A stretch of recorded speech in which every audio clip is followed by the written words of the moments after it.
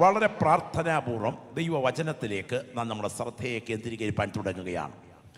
നാം ഇന്ന് രാത്രിയിൽ തിരുവെഴുത്തിൽ നിന്നും കഴിഞ്ഞ രാത്രിയിൽ ധ്യാനിച്ച ഭാഗത്തേക്ക് തന്നെ നമ്മുടെ ചിന്ത ഏകീകരിക്കുന്നു.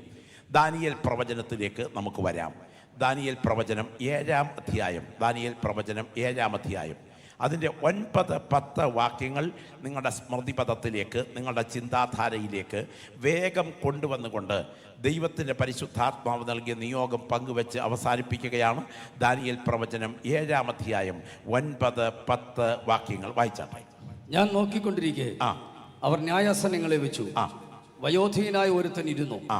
അവന്റെ വസ്ത്രം ഹിമം പോലെ വെളുത്തതും അവന്റെ തലമുടി നിർമ്മലമായ ആട്ടുരോമം പോലെയും അവന്റെ സിംഹാസനം അഗ്നിജ്വാലയും അവന്റെ രഥചക്രങ്ങൾ കത്തുന്ന തീയും ആയിരുന്നു. ഒരു അഗ്നി നദി അവന്റെ മുമ്പിൽ നിന്ന് പുറപ്പെട്ട് ഒഴുകി.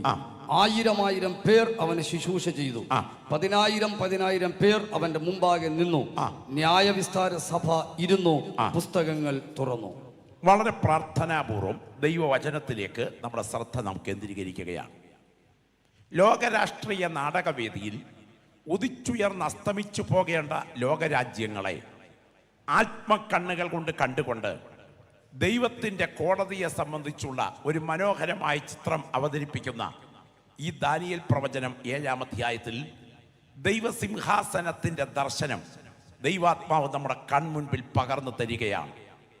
ഇവിടെ കോടതിയുണ്ടെങ്കിൽ ഉയരത്തിൽ കോടതിയുണ്ട്. ഇവിടെ ഫുൾ ബെഞ്ച് ഉണ്ടെങ്കിൽ ഉയരത്തിൽ ഫുൾ ബെഞ്ചുണ്ട്. ഇവിടെ വിധിവിസ്താരമുണ്ടെങ്കിൽ ഉയരത്തിൽ വിധിവിസ്താരമുണ്ട്. ഇവിടെ നിയമഗ്രന്ഥമുണ്ടെങ്കിൽ ഉയരത്തിൽ നിയമഗ്രന്ഥമുണ്ട്. ഇവിടെ പ്രതിക്കൂടുണ്ടെങ്കിൽ ഉയരത്തിൽ പ്രതിക്കൂടുണ്ട്. ഇവിടെ സാക്ഷിക്കൂടുണ്ടെങ്കിൽ ഉയരത്തിൽ സാക്ഷിക്കൂടുണ്ട്. ഇവിടെ തൊണ്ടി സാധനങ്ങളുണ്ടെങ്കിൽ അവിടെ തൊണ്ടി സാധനങ്ങളുണ്ട്. ഇവിടെ വിസ്താരമുണ്ടെങ്കിൽ അവിടെ വിസ്താരമുണ്ട്. ഇവിടെ വിധിയുടെ പരിണിത ഫലമുണ്ടെങ്കിൽ അവിടെ വിധിയുടെ പരിണിത ഫലമുണ്ട്. ഇവിടെ വക്കീലുണ്ടെങ്കിൽ അവിടെ വക്കീലില്ല. കരങ്ങളത് ഉയർത്തി ദൈവത്തെ മഹത്വപ്പെടുത്താമോ? ദൈവത്തിന് സ്തോത്രം.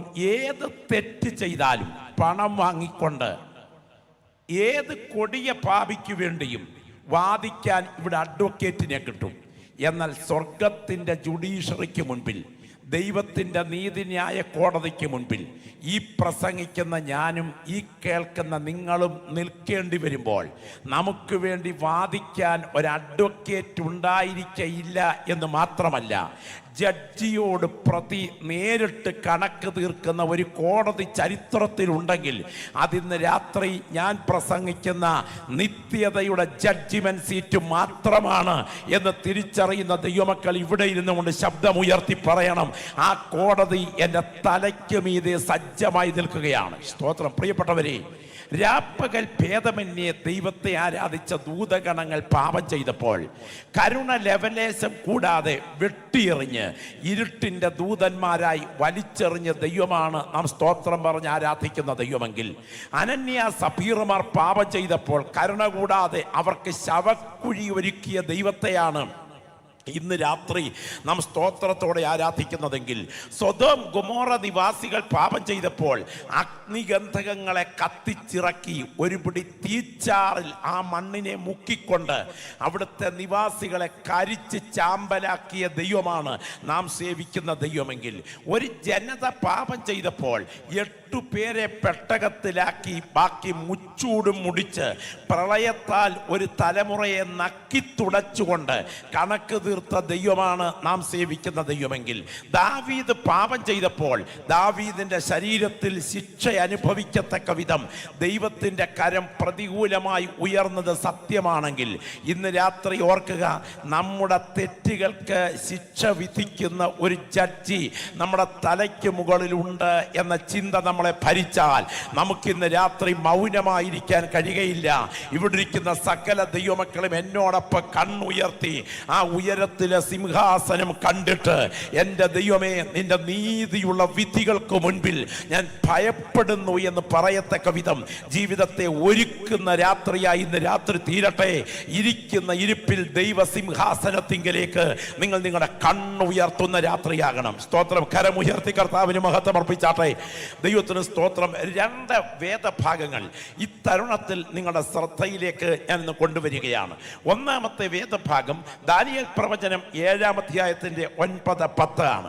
രണ്ടാമത്തെ വേദഭാഗം വെളിപ്പാട് പുസ്തകം 20-ാം അധ്യായത്തിന്റെ 11 മുതൽ 15 വരെയുള്ള വാക്യങ്ങളാണ്.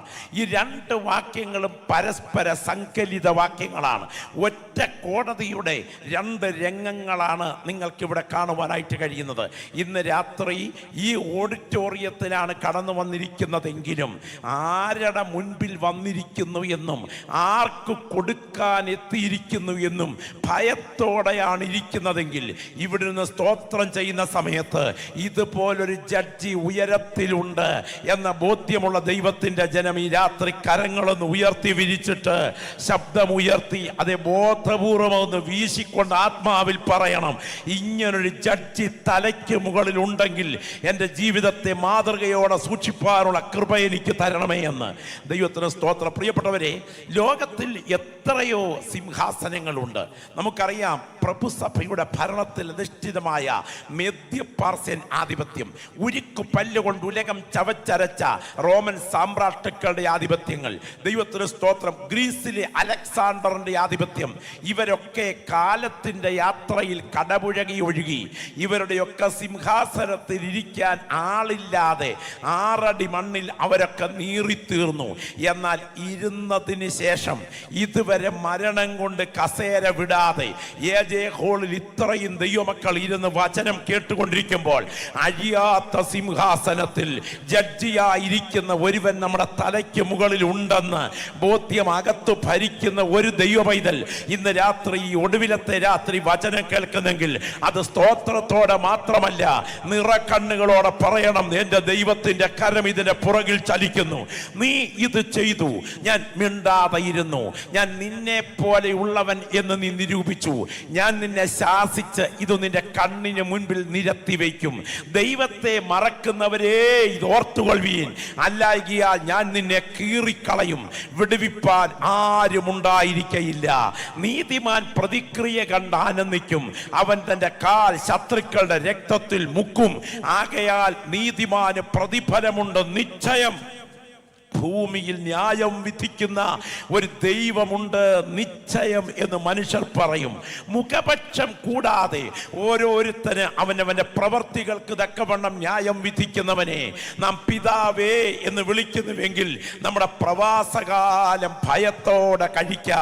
ഇളകാത്ത രാജ്യം പ്രാപിക്കുന്നത് കൊണ്ട് നാം ഭക്തിയുള്ളവരായി ഭയത്തോടെ സേവ ചെയ്യുക. നമ്മുടെ ദൈവം ദഹിപ്പിക്കുന്ന അഗ്നിയല്ലോ ഈ ദൂത്. ഇന്ന് രാത്രി കേട്ടുകൊണ്ടിരിക്കുന്ന ദൈവമക്കൾ പറയണം, ഇതിന് മുകളിൽ ഒരു ന്യായാസനമുണ്ട്. എൻ്റെ വാത്സല്യ സഹോദരങ്ങളെ, ഇവിടെ എത്രയോ സിംഹാസനങ്ങളുണ്ട്. നിങ്ങൾക്കറിയാമോ, ഭാരതത്തിൻ്റെ പ്രതാപത്തിൻ്റെ പ്രതീകമാണ് മയൂര സിംഹാസനം.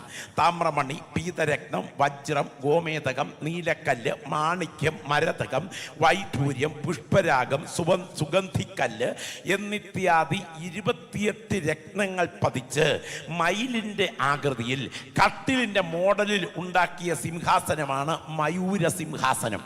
ഇന്ന് അത് എവിടെ ഇരിക്കുന്നറിയാമോ? ദൈവത്തിന് സ്തോത്രം. ഇറാനിലെ ജയിലറയ്ക്കകത്ത് ഇലക്ട്രിക് അലാറം പിടിപ്പിച്ചു വെച്ചിട്ടുണ്ട്. $65 കോടി ഇന്നത്തെ നിലയിലുള്ള വില അതിനുണ്ട്. ഇരുന്നവനൊക്കെ എന്ത് ചത്തുപോയി, 6 അടി മണ്ണിൽ നീറിത്തീർന്നു. എന്നാൽ ഇരുന്നതിന് ശേഷം ഇതുവരെ കസേര വിടാതെ ഇത്രയും ദൈവമക്കൾ ഇവിടെ ഇരുന്ന് സ്തോത്രം പറഞ്ഞുകൊണ്ടിരിക്കുമ്പോൾ ഉയരത്തിൽ ഒരു ജഡ്ജിമെന്റ് സീറ്റിൽ കാര്യങ്ങളെ നിയന്ത്രിക്കുന്ന പ്രപഞ്ച ചക്രവർത്തി മണ്ഡലത്തിന് മീതെ ഭരണം നടത്തുന്നു എന്ന് ബോധ്യമുള്ള ദൈവത്തിന്റെ ജനം എൻ്റെ കൂടെ ഈ രാത്രി ഈ സിംഹാസനത്തിന്റെ ദർശനത്തിലേക്കൊന്ന് വരാൻ തുടങ്ങുകയാണ്. സന്തോഷമുള്ള ദൈവത്തിന്റെ ജനം ഈ രാത്രി ഇരിക്കുന്ന ഇരിപ്പിൽ വചനത്തിന് ശ്രദ്ധിക്കുക. നിങ്ങളുടെ കണ്ണുകൾ ഈ രാത്രി ഈ രംഗത്തേക്കൊന്ന് ഉയരണം. ഇങ്ങനെയാണ് പരിശുദ്ധാത്മാവ് എഴുതിയിരിക്കുന്നത്. സ്തോത്രം. ദാനിയേൽ പ്രവചനം 7-ാം അധ്യായത്തിന്റെ അതിന്റെ 9-10 വാക്യങ്ങൾ. ഞാൻ നോക്കിക്കൊണ്ടിരിക്കെ അവർ ന്യായാസനങ്ങളെ വെച്ചു. വയോധികനായ ഒരുത്തൻ ഇരുന്നു. അവന്റെ സിംഹാസനം അഗ്നിജ്വാലയും അവന്റെ രഥചക്രങ്ങൾ കത്തുന്ന തീയും ആയിരുന്നു. ഒരഗ്നി നദി അവന്റെ മുൻപിൽ നിന്ന് പുറപ്പെട്ടൊഴുകി. 1000 പേർ അവന് ശുശ്രൂഷ ചെയ്തു. 10,000 പേർ അവന്റെ മുൻപാകെ നിന്നു. ന്യായവിസ്താര സഭ ഇരുന്നു. പുസ്തകങ്ങൾ തുറന്നു. ഞാൻ ഇന്ന് രാത്രി ചോദിക്കട്ടെ, ഇങ്ങനെ ഒരാൾ ഉയരത്തിൽ സിംഹാസനത്തിലുണ്ട് എന്ന ബോധ്യമുള്ള ദൈവത്തിന്റെ ജനം ആ വലതുകരമൊന്ന് ഉയർത്തിപ്പിടിച്ചാട്ടെ. ദൈവത്തിന് സ്തോത്രം. എന്നിട്ട് ശബ്ദം ഉയർത്തി പറഞ്ഞാട്ടെ, എൻ്റെ ദൈവത്തിന്റെ സിംഹാസനത്തെ ഞാൻ വിശ്വാസ കണ്ണുകളാൽ കാണുകയാണ്. നിങ്ങളെല്ലാവരും വെളിപ്പാട് പുസ്തകം 20-ാം അധ്യായത്തിന്റെ 11 മുതൽ ഉള്ള വാക്യങ്ങളിലേക്ക് ഒന്ന് ശ്രദ്ധ കേന്ദ്രീകരിക്കണം. എഴുതിയിരിക്കുന്നത് ഇങ്ങനെയാണ്. ദൈവത്തിന് സ്തോത്രം. ഞാൻ വലിയൊരു വെള്ള സിംഹാസനവും അതിൽ ഒരുത്തൻ ഇരിക്കുന്നതും കണ്ടു. ഇരിക്കുന്നവൻ കാഴ്ചയ്ക്ക്, ദൈവത്തിന് സ്തോത്ര, സിംഹാസനത്തിൽ ഒരുവൻ ഇരിക്കുകയാണ്. ആ സിംഹാസനത്തിൽ ഇതാ, ആ ശുഭ്രസിംഹാസനത്തിൽ മഹാദൈവം ഉപവിഷ്ടനായിരിക്കുകയാണ്. ആകാശവും ഭൂമിയും അവന്റെ മുൻപിൽ നിന്നും ഓടിപ്പോയി, അവയെ പിന്നെ കണ്ടില്ല. മരിച്ചവർ ആബാലവൃദ്ധം സിംഹാസനത്തിന് മുൻപിൽ നിൽക്കുന്നതും കണ്ടു. പുസ്തകങ്ങൾ തുറന്നു. ജീവന്റെ പുസ്തകം എന്ന മറ്റൊരു പുസ്തകവും തുറന്നു. പുസ്തകങ്ങളിൽ എഴുതിയിരിക്കുന്നതിന് ഒത്തവണ്ണം മരിച്ചവർക്ക് അവരുടെ പ്രവൃത്തികൾ കടുത്ത വിധിയുണ്ടായി. മരണത്തെയും പാതാളത്തെയും തീപ്പൊയ്യയിൽ തള്ളിയിട്ടു. ഈ തീപ്പൊയ്യ 2ാമത്തെ മരണം. ജീവപുസ്തകത്തിൽ പേരെഴുതി കാണാത്ത ഏവനെയും തീപ്പൊയ്യയിൽ തള്ളിയിടും. ഇന്ന് രാത്രി ഞാൻ നിങ്ങളോട് ചോദിക്കട്ടെ, ഇങ്ങനൊരു സിംഹാസനവും ഇങ്ങനെയൊരു അന്തിമ വിധിയും ചരിത്രത്തിലുണ്ട് എന്ന് ആത്മാർത്ഥമായി വിശ്വസിക്കുന്ന എത്ര പേര് ഇന്ന് രാത്രി ഇവിടെയുണ്ട്? ദൈവത്തിന് സ്തോത്രം. ഈ ദൂത് ഇന്ന് രാത്രിയിൽ ഇവിടുത്തെ യോഗത്തിന്റെ കടശി രാത്രിയിലത്തെ സന്ദേശമാണ്. നിങ്ങൾ ഈ രാത്രി ശ്രദ്ധിക്കണം. വിശ്വാസ സ്നാനം വിശ്വാസികൾക്കുള്ള അവകാശമാണ്. ആത്മസ്നാനം ദൈവമക്കളുടെ പദവിയാ.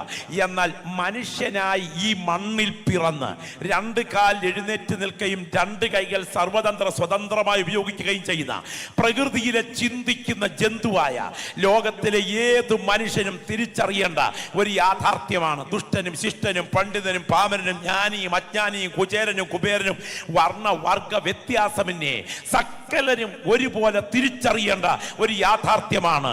ഞാനും നിങ്ങളും ഒരുപോലെ ഈ കോടതിയെ അഭിമുഖീകരിക്കേണ്ടി വരും എന്നുള്ളത്. എൻ്റെ വാത്സല്യ സഹോദരങ്ങളെ, ഇതിനുള്ള സമയം എപ്പോഴാണ്? നമ്മൾ എന്തുകൊണ്ടാണ് ഇവിടെ ഈ പ്രസംഗം നടത്തിക്കൊണ്ടിരിക്കുമ്പോഴും ഇതിൻ്റെ മുൻപിൽ ഭയമില്ലാതിരിക്കുന്നതെന്നറിയാമോ? സ്തോത്രം. ഇതിൻ്റെ മുൻപിൽ ഭയമില്ലാതിരിക്കുന്നതിൻ്റെ പ്രധാനപ്പെട്ട കാരണം, ഒരു പ്രത്യേക ഭാഷയുണ്ട് മലയാള ഭാഷയിൽ. പള്ളി ഭാഷ എന്ന് പറയും. പള്ളി ഭാഷ എന്ന് പറഞ്ഞാൽ പാതിരി ഭാഷ. എന്താണ് ഈ പാതിരി ഭാഷ എന്ന വാക്കിൻ്റെ അർത്ഥമെന്നറിയാമോ? നടക്കാത്ത കാര്യങ്ങൾ എരിവും പുളിവും ചേർത്ത് ദൈവത്തിന് സ്തോത്രം സദസ്സിൽ അവതരിപ്പിക്കുന്ന ഉപദേശിമാരുടെ ഭാഷ എന്നാണ് പാതിരി ഭാഷയുടെ അർത്ഥം. നടക്കാൻ പോകുന്ന കാര്യം അല്ലെന്നായി പറഞ്ഞു വന്നതിൻ്റെ സാരം.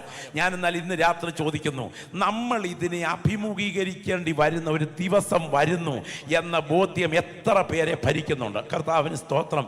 ഞാൻ ചോദിക്കട്ടെ, ഇവിടെ ഇരിക്കുന്ന ആളുകളിൽ അടുത്ത 100 വർഷം കഴിഞ്ഞ് ഇവിടെ കാണും എന്ന് ഉറപ്പുള്ളവർ മാത്രം ഒന്ന് കരം ഉയർത്തി സ്തോത്രം പറയാമോ? അടുത്ത 100 വർഷം കഴിഞ്ഞ് ദൈവത്തിന് സ്തോത്രം ഇവിടെ കാണും എന്ന് ഉറപ്പുള്ള എത്ര പേര് ഇതിനകത്തുണ്ട്? മനുഷ്യന്റെ ആയുസ് 70 സംവത്സരം. ഏറെയായാൽ 80 സംവത്സരം. അതിൻ്റെ പ്രതാപം പ്രയാസവും ദുഃഖവും അത്രേ. അത് വേഗം തീരുകയും നമ്മൾ പറന്നു പോകുകയും ചെയ്യും. അങ്ങനെയാണെങ്കിൽ അത്രയും പോകാൻ സാധ്യത ഇക്കാലത്തില്ലെങ്കിലും 80 കഴിഞ്ഞവരും 80 അടുത്തവരും ഒക്കെ ഉണ്ടെങ്കിലും നിങ്ങളൊരു വസ്തുത ഓർക്കുക, ഏതാണ്ട് 80 ആരോഗ്യത്തോടെ വരാൻ ഒരു കാലഘട്ടമുണ്ട്. കർത്താവിന് സ്തോത്രം. ഇനിയും നമ്മുടെ ദൈവത്തിന് സ്തോത്രം, പിതാക്കന്മാരൊന്നും ഭാരപ്പെടേണ്ട കാര്യമില്ല. കാരണം എൻ്റെ ദൈവത്തിൻ്റെ പ്രത്യേക കൃപ വ്യാപരിക്കുന്ന വ്യക്തികൾക്ക് നിയോഗം ആരംഭിക്കുന്നത് 80-ലും നിയോഗം തീരുന്നത് 120-ലുമാണെന്ന് ഈ പുസ്തകം കൊണ്ട് തെളിയിക്കും. ജീവിക്കാം. എന്നാൽ സാധാരണഗതിയിൽ ഈ 80 എന്ന് ഒരു ഫിനിഷിംഗ് പോയിന്റ് എടുത്താൽ 80 കൊല്ലം കൂടെ മൊത്തം ജീവിക്കാൻ കിട്ടിയാൽ എത്ര ദിവസം ജീവിക്കാൻ കിട്ടും? 80 ഗുണം 365 സമം 29,200 ദിവസം കിട്ടും കേട്ടോ. 29,200 കൊല്ലമല്ല, 29,200 ദിവസം. ഞാൻ ചോദിക്കട്ടെ, ഇനിയും ബാക്കി 80 വർഷം പ്ലാൻ ചെയ്യപ്പെട്ടിട്ടുണ്ടെങ്കിൽ നമുക്ക് ബാക്കി എത്രയുണ്ട്? പടുക്കളെന്നു പേരെടുത്ത പൂർവിക പ്രമാണികൾ കൊടുക്കമെന്തു സംഭവിച്ചു കേട്ടുകേഴ്വിയില്ലയോ? മേരി ജോൺ തോട്ടം കുത്തിക്കുറിക്കുകയാണ്. പടുക്കളെന്നു പേരെടുത്ത പൂർവിക പ്രമാണികൾ കൊടുക്കമെന്ത് സംഭവിച്ചു കേട്ടുകേഴ്വിയില്ലയോ? പഠിച്ച വിദ്യയൊന്നുമേ ഫലപ്പെടാതെ ദേഹിയെ പിരിഞ്ഞു പഞ്ചഭൂതമായി അഴുകിമാറി ജഡം ക്രമാൽ. ഒരിക്കൽ ഈ ജഗത്തെയും ജഡത്തെയും പിരിഞ്ഞു നാം തിരിക്കണം. വിസമ്മതങ്ങൾ ഒന്നുമേ ഫലപ്പെടാ, തിരിച്ചു പിന്നെ വന്നിടാത്ത യാത്രയാണിതാകയാൽ കരത്തിലുള്ളതൊക്കെ നാം അതിർത്തിയിൽ ത്യജിക്കണം. അങ്ങനെയാണെങ്കിൽ സ്തോത്രം, നമ്മുടെ ആയുസ്സിന് ദൈവം വെച്ചിരിക്കുന്ന കാലഘട്ടം എത്ര നാൾ ഉണ്ടോ അത്രയും നാളുകൾക്ക് പൂർത്തീകരണം സംഭവിച്ചാൽ നമ്മൾ ഇവിടുന്ന് യാത്രയായേ പറ്റൂ. സ്തോത്രം. മധ്യ തിരുവിതാംകൂർ ജീവിച്ചിരുന്ന ഭക്തനായ സാധു കൊച്ചുകുഞ്ഞു ഉപദേശി കുത്തിക്കുറിച്ചില്ലേ? വണ്ണം പെരുത്താലും മണ്ണിനിരയാകും കണ്ണിന്റെ ഭംഗിയും മായ. കൊട്ടാരമായാലും വിട്ടേ മതിയാകൂ കോട്ടയ്ക്കകത്തേക്ക് മൃത്യു ചെല്ലും. 10,000 നില പൊക്കി പണതാലും അതിനുള്ളിലും മൃത്യു കയറി ചെല്ലും. ഇന്ന് രാത്രി പറയട്ടെ, കോവിഡ് ആരംഭിച്ചു. എത്രയോ പേർ ഈ മണ്ണിനോട് യാത്ര പറഞ്ഞു. തിരുവനന്തപുരത്ത് നിങ്ങളുടെ പരിസരങ്ങളിലൊക്കെ എത്രയോ ആളുകൾ ഈ കോവിഡിനാൽ മരണത്തെ പുൽകി. എൻ്റെ മാതാവ് ലോകത്തോട് ഇവിടെ പറഞ്ഞു, ഞാൻ കോവിഡിനാൽ ബാധിക്കപ്പെട്ടു മരണത്തെ മുഖാമുഖം കണ്ട് ഓക്സിജൻ ലെവൽ കുത്തനെ താണു. ഇവിടെ ഇരിക്കുന്ന പ്രിയപ്പെട്ടവരിൽ ആരെങ്കിലും ബാക്കിയുണ്ടെന്ന് എനിക്ക് തോന്നുന്നില്ല. 99% ഈ വൈറസ് ആക്രമിച്ചു. എന്നാൽ നമ്മുടെ ജീവനെ എടുത്തു കളയാൻ അനുവദിക്കാതെ ഈ വർഷത്തെ കൺവെൻഷനിലും കർത്താവിന്റെ വചനം കേൾക്കാൻ ആരോഗ്യത്തോടെ ദൈവം നമ്മെ കൊണ്ടുവന്നത് എൻ്റെ കഴിവ് കൊണ്ടല്ല, എൻ്റെ ദൈവം എൻ്റെ മേൽ പകർന്ന കൃപ കൊണ്ടാണ് എന്ന ബോധ്യമുള്ള ദൈവമക്കൾ ലഭിച്ച ആയുസോർത്ത് ഇരിക്കുന്ന ഇരിപ്പിൽ ശബ്ദം ഉയർത്തി പറയണം, എൻ്റെ ആയുസിന്റെ പുറകിൽ ചലിച്ചത് മനുഷ്യന്റെ കരമല്ല, എൻ്റെ ദൈവത്തിന്റെ കരം തന്നെയാണ്. ആ കരമാണ് ഇന്ന് വരെ എന്നെ കൊണ്ടുവന്നത്. പ്രിയപ്പെട്ടവരെ, ഇവിടെ വരുമ്പോൾ വളരെ ശ്രദ്ധിക്കേണ്ടത് അതിപ്രധാനപ്പെട്ട ചില ചോദ്യങ്ങളാണ്. ഒന്ന്, ഈ സിംഹാസനത്തിന്റെ സമയം എപ്പോഴാണ്? 2, ഈ സിംഹാസനത്തിന്റെ സമയം എപ്പോഴാണ്? 2, ഈ സിംഹാസനത്തിന്റെ സ്ഥലം എവിടെയാണ്? ശ്രദ്ധിച്ചു കേൾക്കണേ, ഈ സിംഹാസനത്തിന്റെ സ്ഥലം എവിടെയാണ്? 3, ഈ സിംഹാസനത്തിലെ സുപ്രീം ജഡ്ജി ആരാണ്? ന്യായം വിധിക്കുന്ന കോടതിയുടെ ജഡ്ജി ആരാണ്?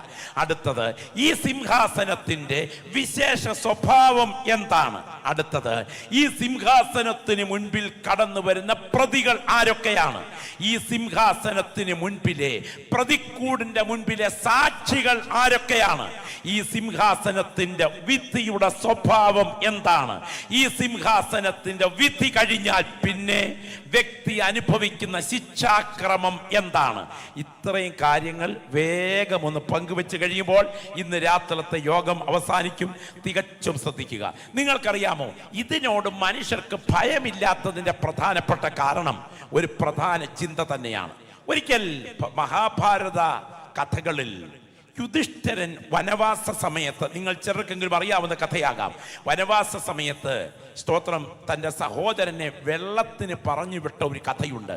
കൊടും വരൾച്ചയുടെ സമയമാണ്, വെള്ളം വേണം, ദാഹം വല്ലാതെ കലശലാണ്. വെള്ളത്തിന് പറഞ്ഞു വിട്ട് ജലാശയത്തിൻ്റെ അടുക്കൽ ചെന്ന് വെള്ളം കുടിക്കാൻ തുടങ്ങുന്ന സമയം ഒരു അശരീരി ശബ്ദം മുഴങ്ങിയ ശബ്ദം ഇതാണ്: ചോദിക്കുന്ന ചോദ്യത്തിന് ഉത്തരം തരാതെ വെള്ളം കുടിക്കരുത്, മരണം ഉറപ്പാകും.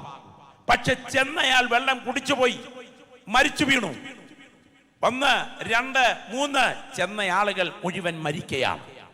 ഒടുവിൽ പറഞ്ഞു വിട്ടയാൾ തന്നെ സ്ഥലത്തിക്കുന്നു. ജലാശയത്തിൽ നിന്നും വെള്ളം കോരി ചുണ്ടോടടുപ്പിക്കുമ്പോൾ അശരീരി ശബ്ദം മുഴങ്ങി: ചോദ്യത്തിന് ഉത്തരം തരാതെ വെള്ളം കുടിക്കരുത്, കുടിച്ചാൽ മരണം ഉറപ്പാകും. ചോദ്യം: ഒന്നാമത്തെ ചോദ്യം, ലോകത്തിലേക്കും ഏറ്റവും വലിയ അത്ഭുതം ഏതാണ്? നിങ്ങൾ ശ്രദ്ധിക്കണം. യുധിഷ്ഠിരൻ കൊടുത്ത മറുപടി എന്തെന്നറിയാമോ? ഇടത്തും വലത്തുമുള്ളവർ മരിച്ചു വീഴുമ്പോഴും ഞാൻ മാത്രം ചിരഞ്ജീവിയായി ഇവിടെ തുടരും എന്ന് ധരിക്കുന്ന മനുഷ്യന്റെ മിഥ്യാബോധമാണ് ഏറ്റവും വലിയ അത്ഭുതം. നിങ്ങൾ ഈ രാത്രിയിൽ ഈ സന്ദേശം കേൾക്കുമ്പോൾ ഇവിടെ ഇരിക്കുന്ന പ്രിയപ്പെട്ടവർ, അടുത്ത വർഷം ഈ കൺവെൻഷൻ കേൾക്കാൻ ബാക്കി എത്ര പേരുണ്ടായിരിക്കും പറയാൻ നിവർത്തിയില്ല. എങ്കിലും നിങ്ങളിൽ ചിലരെ ചൂണ്ടി ദൈവാത്മാവ് ഇടപെടുന്ന രാത്രിയാണ് ഈ രാത്രി. കളിചിരിയായി രാത്രി യോഗത്തിന്റെ സന്ദേശം അവഗണിക്കരുത്. ഒരു ദിവസം ദൈവത്തിന്റെ കോടതിയെ അഭിമുഖീകരിക്കേണ്ടവരാണ് നാം. ഞാൻ ഇന്ന് രാത്രി വചനം കേൾക്കുന്ന യുവക്കൾ ചോദിക്കട്ടെ, ഈ ഭൂമിയിൽ തട്ടിപ്പറിച്ചും വെട്ടിപ്പിടിച്ചും പറ്റിച്ചെടുത്തും ഒപ്പിച്ചെടുത്തുമുള്ള സമ്പത്താണോ വലുത്, നിത്യതയാണോ വലുത്? ഏതാ വലുത്? കരങ്ങൾ ഉയർത്തി പറയാമോ ഏതാ വലുതെന്ന്? ഏതാ വലുത്? ശബ്ദമൊന്ന് ഉയർത്തി പറയാമോ ഏതാ വലുത്? ദൈവത്തിന് സ്തോത്രം. ദൈവമക്കൾ ശ്രദ്ധിക്കണം. ഓടിച്ചുകൊണ്ട് പോകുമ്പോൾ കണ്ണൊന്ന് അടഞ്ഞു പോയാൽ മൂക്കിൽ പഞ്ഞി വെച്ച് അടുത്ത മോർച്ചറിയിൽ കിടത്തുന്ന ഒരു പാട്ടവണ്ടിയേക്കാൾ, ഭൂമിയൊന്ന് ഇരുത്തി കുലുക്കിയാൽ പൊട്ടി വീണ് മരണ ഉറപ്പാകുന്ന ഒരു ബഹുനില ബംഗ്ലാവിനേക്കാൾ, നിയമം മാറിയാൽ ഭണ്ഡാരത്തിൽ ചേരുന്ന ഒരു തുണ്ട് വസ്തുവിനേക്കാൾ എന്റെ പേർ ജീവന്റെ പുസ്തകത്തിലുള്ളത് കൊണ്ട് എത്ര പേർക്ക് സ്തോത്രം പറയാനായിട്ട് കഴിയും? എത്ര ദൈവമക്കൾ ഇരിക്കുന്ന ഇരിപ്പിൽ ശബ്ദം ഉയർത്തി ആത്മാവിൽ പറയും, പട്ടും ധൂമ്രവർണ്ണവും സുഖിച്ച് മതിച്ചു കുടിച്ച് രസിച്ച് അനുഭവിച്ച് കഴിഞ്ഞതിന് ശേഷം നിന്റെ മരണത്തിന് ശേഷം ഒരു തുള്ളി വെള്ളത്തിനായി പിടയുന്ന നരകമാണ് നിന്നെ കാത്തിരിക്കുന്നതെങ്കിൽ നിന്നെ പോലെ അരിഷ്ടൻ മറ്റാരുമില്ലെന്നും, എന്നാൽ മാറിപ്പൊതയ്ക്കാൻ പുതപ്പില്ലെങ്കിലും വെച്ച കഞ്ഞിക്കൊഴിക്കാൻ ഉപ്പില്ലെങ്കിലും എൻ്റെ പേര് ജീവന്റെ പുസ്തകത്തിൽ ഉള്ളതിനാൽ ഞാൻ ധന്യനാണ് എന്ന് ബോധ്യമുള്ള ഒരു ദൈവ പൈതൽ ഇന്ന് രാത്രി ഇതിനകത്തുണ്ടെങ്കിൽ, നിന്നെ പോലെ ധന്യൻ മറ്റാരുമില്ലെന്ന് വിശ്വസിക്കുന്ന ദൈവത്തിന്റെ ജനം ഈ രാത്രി ശബ്ദമുയർത്തി പറയണം, നിത്യതയാണ് വലുത്. ഈ രാത്രി അത് കാണാൻ എന്റെ കണ്ണിന്റെ ദൈവം തുറക്കണമേ. നിങ്ങൾ ഈ രാത്രി ആ വാക്യത്തിലേക്ക് ശ്രദ്ധിക്കണം. ന്യായവിധിയുടെ സമയം എപ്പോഴാണ്? വെളിപ്പാട് പുസ്തകം 20:11 രേഖപ്പെടുത്തിയിരിക്കുന്ന വാക്യം ശ്രദ്ധിക്കുക. ഞാൻ വലിയൊരു വെള്ള സിംഹാസനവും അതിൽ ഒരുത്തൻ ഇരിക്കുന്നതും കണ്ടു. സ്തോത്രം. സമയം. ഈ കാണുന്ന സകലതും അധികം താമസിക്കാതെ ഒഴിഞ്ഞു മാറും. നമ്മുടെ കർത്താവിന്റെ മടങ്ങി വരവ് അടുത്തു പോയി എന്ന് വിശ്വസിക്കുന്ന എത്ര പേര് ഇവിടെയുണ്ട്? എത്ര പേര് ഇവിടെയുണ്ട് കർത്താവിന്റെ മടങ്ങി വരവ് അടുത്തു പോയി എന്ന്? ഞാൻ ഉറപ്പായി കടന്നു വന്നിരിക്കുന്ന ദൈവമക്കളുടെ മുൻപിൽ നിന്ന് പറയുന്നു, എൻ്റെ കർത്താവിൻ്റെ മടങ്ങി വരവ് അടുക്കൽ വാതുക്കൽ തന്നെ ആയിരിക്കുന്നു. നിങ്ങളുടെ കണ്ണുകൾ അടയുന്നതിന് മുൻപ്, നമ്മുടെ കണ്ണുകൾ അടയുന്നതിന് മുൻപ് നമ്മൾ ആരാധിക്കുന്ന നമ്മുടെ കർത്താവ് ഈ ആകാശമേഘങ്ങളിൽ മടങ്ങി വരത്തക്ക വിധം സംഭവങ്ങൾ അതിൻ്റെ ഒടുവിലത്തെ പേജുകളിലേക്ക് ഓടി അടുക്കുകയാണ്. തീ കൊണ്ട് മനുഷ്യനെ ചുടത്തക്ക വിധം ഭൂമിമേൽ സൂര്യൻ അധികാരം ലഭിച്ചു. മനുഷ്യൻ അത്യുഷ്ണത്താൽ വെന്തുപോയി എന്ന് 20 നൂറ്റാണ്ടുകൾക്ക് മുൻപ് യോഹന്നാൻ കുറിച്ച ആ കറുത്ത കാലത്തിന്റെ കലാശം വരുന്ന കഠിന പീഡനങ്ങളുടെ ഘോഷയാത്ര നമ്മുടെ കൺമുൻപിൽ തുടക്കം കുറിക്കുന്നത് കാണുമ്പോൾ എൻ്റെ മുൻപിലിരിക്കുന്ന പേർ ജീവന്റെ പുസ്തകത്തിൽ എഴുതപ്പെട്ട ദൈവമക്കൾ മൗനമായി ഇരിക്കേണ്ടവരല്ല. ഇത് സംഭവിച്ച് തുടങ്ങുമ്പോൾ നമ്മുടെ വീണ്ടെടുപ്പ് അടുത്ത് വരുന്നത് കൊണ്ട് നിവർന്ന തലകളെ ഉയർത്തുവീൻ എന്ന് പറയാൻ വിളിക്കപ്പെട്ട ദൈവത്തിന്റെ പൈതലേ, സമയം വേഗം അങ്ങോട്ട് അടുക്കുകയാണ്. ഇനിയും അധികം താമസിക്കാതെ തിരശീല ഉയരും മഹോപുത്രവും എന്ന ഭീകര ദുരന്ത കാലഘട്ടത്തിന് പ്രകൃതിയുടെ താളക്രമങ്ങൾ അടിമുടി തകരും. മാരക രോഗങ്ങൾ കൂട്ടമായി ഈ മണ്ണിൽ വർദ്ധിക്കും. സ്തോത്രം. എന്തിനേറെ ലോക ചരിത്രം കണ്ടതിൽ വെച്ച് ഏറ്റവും വലിയ ഒരു കറുത്ത കാലത്തിന്റെ കലാശം വരുന്ന കഠിന പീഡനങ്ങളുടെ ഘോഷയാത്ര ഈ മണ്ണിൽ പെയ്തിറങ്ങുന്ന കാലമുണ്ടാകും. അതാണ് ബൈബിൾ പറയുന്ന മഹോപദ്രവ കാലം. അത് കഴിഞ്ഞാൽ സംഭവിക്കുന്നതാണ് അന്ത്യന്യായവിധി എന്ന രംഗം. നിങ്ങൾക്കറിയാമോ, ക്രൈസ്തവ വിശ്വാസികൾ മുഴുവൻ അന്ത്യന്യായവിധി ഉണ്ട് എന്ന് വിശ്വസിക്കുന്നുണ്ട്. യേശു ക്രിസ്തുവിൻ്റെ ദൈവത്വത്തെ സ്ഥാപിച്ചുകൊണ്ട് കോൺസ്റ്റന്റൈൻ ചക്രവർത്തി ദർബാർ ഹാളിൽ കൂടി 66 ദിവസത്തെ തർക്ക സമ്മേളനത്തിൽ ദൈവത്തിന് സ്തോത്രം യേശു ക്രിസ്തുവിൻ്റെ ദൈവത്വ നിഷേധിയായ അറിയൂസിനെ ശാസിച്ചുകൊണ്ട് തയ്യാറാക്കിയ നിക്കിയ വിശ്വാസ പ്രമാണത്തിൻ്റെ ഇവിടെ ഇരിക്കുന്ന പ്രിയപ്പെട്ടവരിൽ ക്രൈസ്തവ പശ്ചാത്തലത്തിൽ ജനിച്ചു വളർന്നവരിൽ 99% അറിയാവുന്ന നിക്കിയ വിശ്വാസ പ്രമാണത്തിൻ്റെ രണ്ടാമത്തെ ഭാഗം ചെന്ന് അവസാനിപ്പിക്കുന്നത് എവിടെയാണെന്ന് നിങ്ങൾക്ക് പറയാമോ? ഒന്നാമത്തെ ഭാഗം, പിതാവായി സർവശക്തനായി ആകാശത്തിൻ്റെയും ഭൂമിയുടെയും കാണപ്പെടുന്നതും കാണപ്പെടാത്തതുമായ സകലത്തിൻ്റെയും സൃഷ്ടാവായ സത്യമുള്ള ഏക ദൈവത്തിൽ ഞങ്ങൾ വിശ്വസിക്കുന്നു. രണ്ടാമത്തെ ഭാഗം ഓർമ്മയുണ്ടോ? ദൈവത്തിൻ്റെ ഏകപുത്രനും സർവ്വലോകങ്ങൾക്ക് മുൻപേ പിതാവിൽ നിന്ന് ജനിച്ചവനും പ്രകാശത്തിൽ നിന്നുള്ള പ്രകാശവും സത്യദൈവത്തിനുള്ള സത്യദൈവവും ജനിച്ചവനും സൃഷ്ടിയല്ലാത്തവനും സാരാംശത്തിൽ പിതാവിനോട് ഏകത്വമുള്ളവനും സർവ്വസൃഷ്ടിക്കും മുഖാന്തരമായവനും മനുഷ്യരായ നമുക്ക് നമ്മുടെ രക്ഷയ്ക്കും വേണ്ടി സ്വർഗത്തിൽ നിന്നിറങ്ങി വിശുദ്ധ റൂഹായാൽ കന്യമറിയാമിൽ ജഡം ധരിച്ച് മനുഷ്യനായി പൊന്തിയോസ് പീലാത്തോസ് നാളുകളിൽ നമുക്ക് വേണ്ടി കഷ്ടം അനുഭവിച്ച് മരിച്ചടക്കപ്പെട്ട് തിരുഹിത പ്രകാരം 3-ാം ദിവസം ഉയർത്തെഴുന്നേറ്റ് സ്വർഗത്തിലേക്ക് കരേറി ജീവിച്ചിരിക്കുന്നവരെയും മരിച്ചവരെയും വിധിപ്പാൻ തൻ്റെ മഹാപ്രഭാവത്തോടെ വരുവാനിരിക്കുന്ന ആ യേശു കർത്താവിലും ഞങ്ങൾ വിശ്വസിക്കുന്നു എന്ന് ക്രൈസ്തവ ലോകം ഏറ്റു ചൊല്ലുമ്പോൾ ഞങ്ങൾ അവനെ കാത്തിരിക്കുന്നു എന്ന് പറയാൻ കൃപ പ്രാപിച്ചവരാണ് എൻ്റെ മുൻപിൽ നിന്ന് സ്തോത്രം പറയുന്ന ദൈവമക്കൾ. ആരൊക്കെ അവഗണിച്ചാലും പരിഗണിച്ചാലും കുഞ്ഞാടിന്റെ രക്തത്താൽ കഴുകൽ പ്രാപിച്ച ദൈവത്തിന്റെ ജനം ഈ കൺവെൻഷന്റെ ഒടുവിലത്തെ രാത്രി വിളിച്ചു പറയുന്നു, ഞങ്ങൾ വിശ്വസിക്കുക മാത്രമല്ല, ഞങ്ങൾ ഞങ്ങളുടെ കർത്താവിന്റെ വരവ് കാത്തിരിക്കുകയാണ്. എങ്ങനെയാ കർത്താവിന്റെ വരവ് കാത്തിരിക്കും? നിങ്ങൾക്കറിയാമോ ആ വാക്യം എങ്ങനെ അവസാനിപ്പിക്കുന്നത്? ജീവിച്ചിരിക്കുന്നവരെയും മരിച്ചവരെയും വിധിപ്പാൻ തൻ്റെ മഹാപ്രഭാവത്തോടെ വരുവാനിരിക്കുന്ന യേശു കർത്താവിലും ഞങ്ങൾ വിശ്വസിക്കുന്നു എന്ന് പറഞ്ഞാൽ എന്താണ് അതിനർത്ഥം? ദൈവത്തിന് സ്തോത്രം. പ്രിയപ്പെട്ടവരെ, മദ്ബഹായുടെ മുൻപിൽ അല്ലെങ്കിൽ തയ്യാറാക്കിയ ശിശുസ്നാന തൊട്ടിയുടെ സമീപം ഇഞ്ഞായേ ഇഞ്ഞായേ ഇഞ്ഞായേ എന്ന് കരയുന്ന ആ കുഞ്ഞിനെ ഒരു തോർത്തിൽ പൊതിഞ്ഞ് അങ്ങോട്ട് കൊണ്ടുചെന്ന് വെള്ളം തളിച്ച് മാമോദീസ കഴിഞ്ഞ് പൊതിഞ്ഞ് കയ്യിൽ കൊടുക്കുമ്പോൾ ഇത് ചൊല്ലിയേച്ച് അവസാനിപ്പിക്കൂ. എന്താ ചൊല്ലുന്നത്? ജീവിച്ചിരിക്കുന്നവരെയും മരിച്ചവരെയും വിധിപ്പാൻ തൻ്റെ മഹാപ്രഭാവത്തോടെ ഒരാൾ വരാൻ പോകുന്നുണ്ട്, മര്യാദയ്ക്ക് നടന്നോണം എന്ന് പറഞ്ഞാൽ പൊതിഞ്ഞു കെട്ടി കൊടുത്തു വിടുന്നത്. പിന്നെ അങ്ങനെ ഇങ്ങനൊന്നും കയറുകയില്ല. പിന്നെ കെട്ടാനും കെട്ടിക്കാനും കൂടെ ഒരു പോക്കാ. സിൽക്കും ഓർഗണ്ടിയും ഒക്കെ ഉടുത്ത് സ്റ്റേജിൻ്റെ മുൻപിൽ അല്ലെങ്കിൽ മദ്ബഹായുടെ മുൻപിൽ ഒരുങ്ങി നിന്ന് കഴിഞ്ഞ് അവസാനം കെട്ടിച്ച് കൈ കൊടുത്തിട്ട് ഇത് ചൊല്ലിയച്ചേ നിർത്തൂ. ഏത്?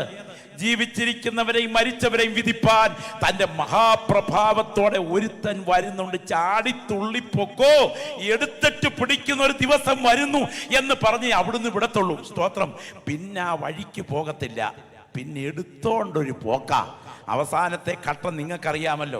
ചക്കരക്കയറയിൽ പെന്തക്കോസ്തുകാരാണെങ്കിലും ഏത് സമൂഹമാണെങ്കിലും ചക്കരക്കയറയിൽ സ്തോത്രം അങ്ങോട്ട് കയറ്റി വെച്ച് പെട്ടി അതിനകത്തോട്ട് ഊർന്നിറങ്ങി മണ്ണും വാരിയിട്ട് പരിപാടിയെല്ലാം കഴിഞ്ഞേച്ച് എപ്പിസ്കോപ്പൽ പശ്ചാത്തലത്തിലാണ് ഇത് ചൊല്ലിയേച്ച് വിടത്തുള്ളൂ. ജീവിച്ചിരിക്കുന്നവരെയും മരിച്ചവരെയും വിധിപ്പാൻ മഹാപ്രഭാവത്തോടെ ഒരാൾ വരാൻ പോകുന്നു, ബാക്കി അവിടെ കിട്ടിക്കോളും.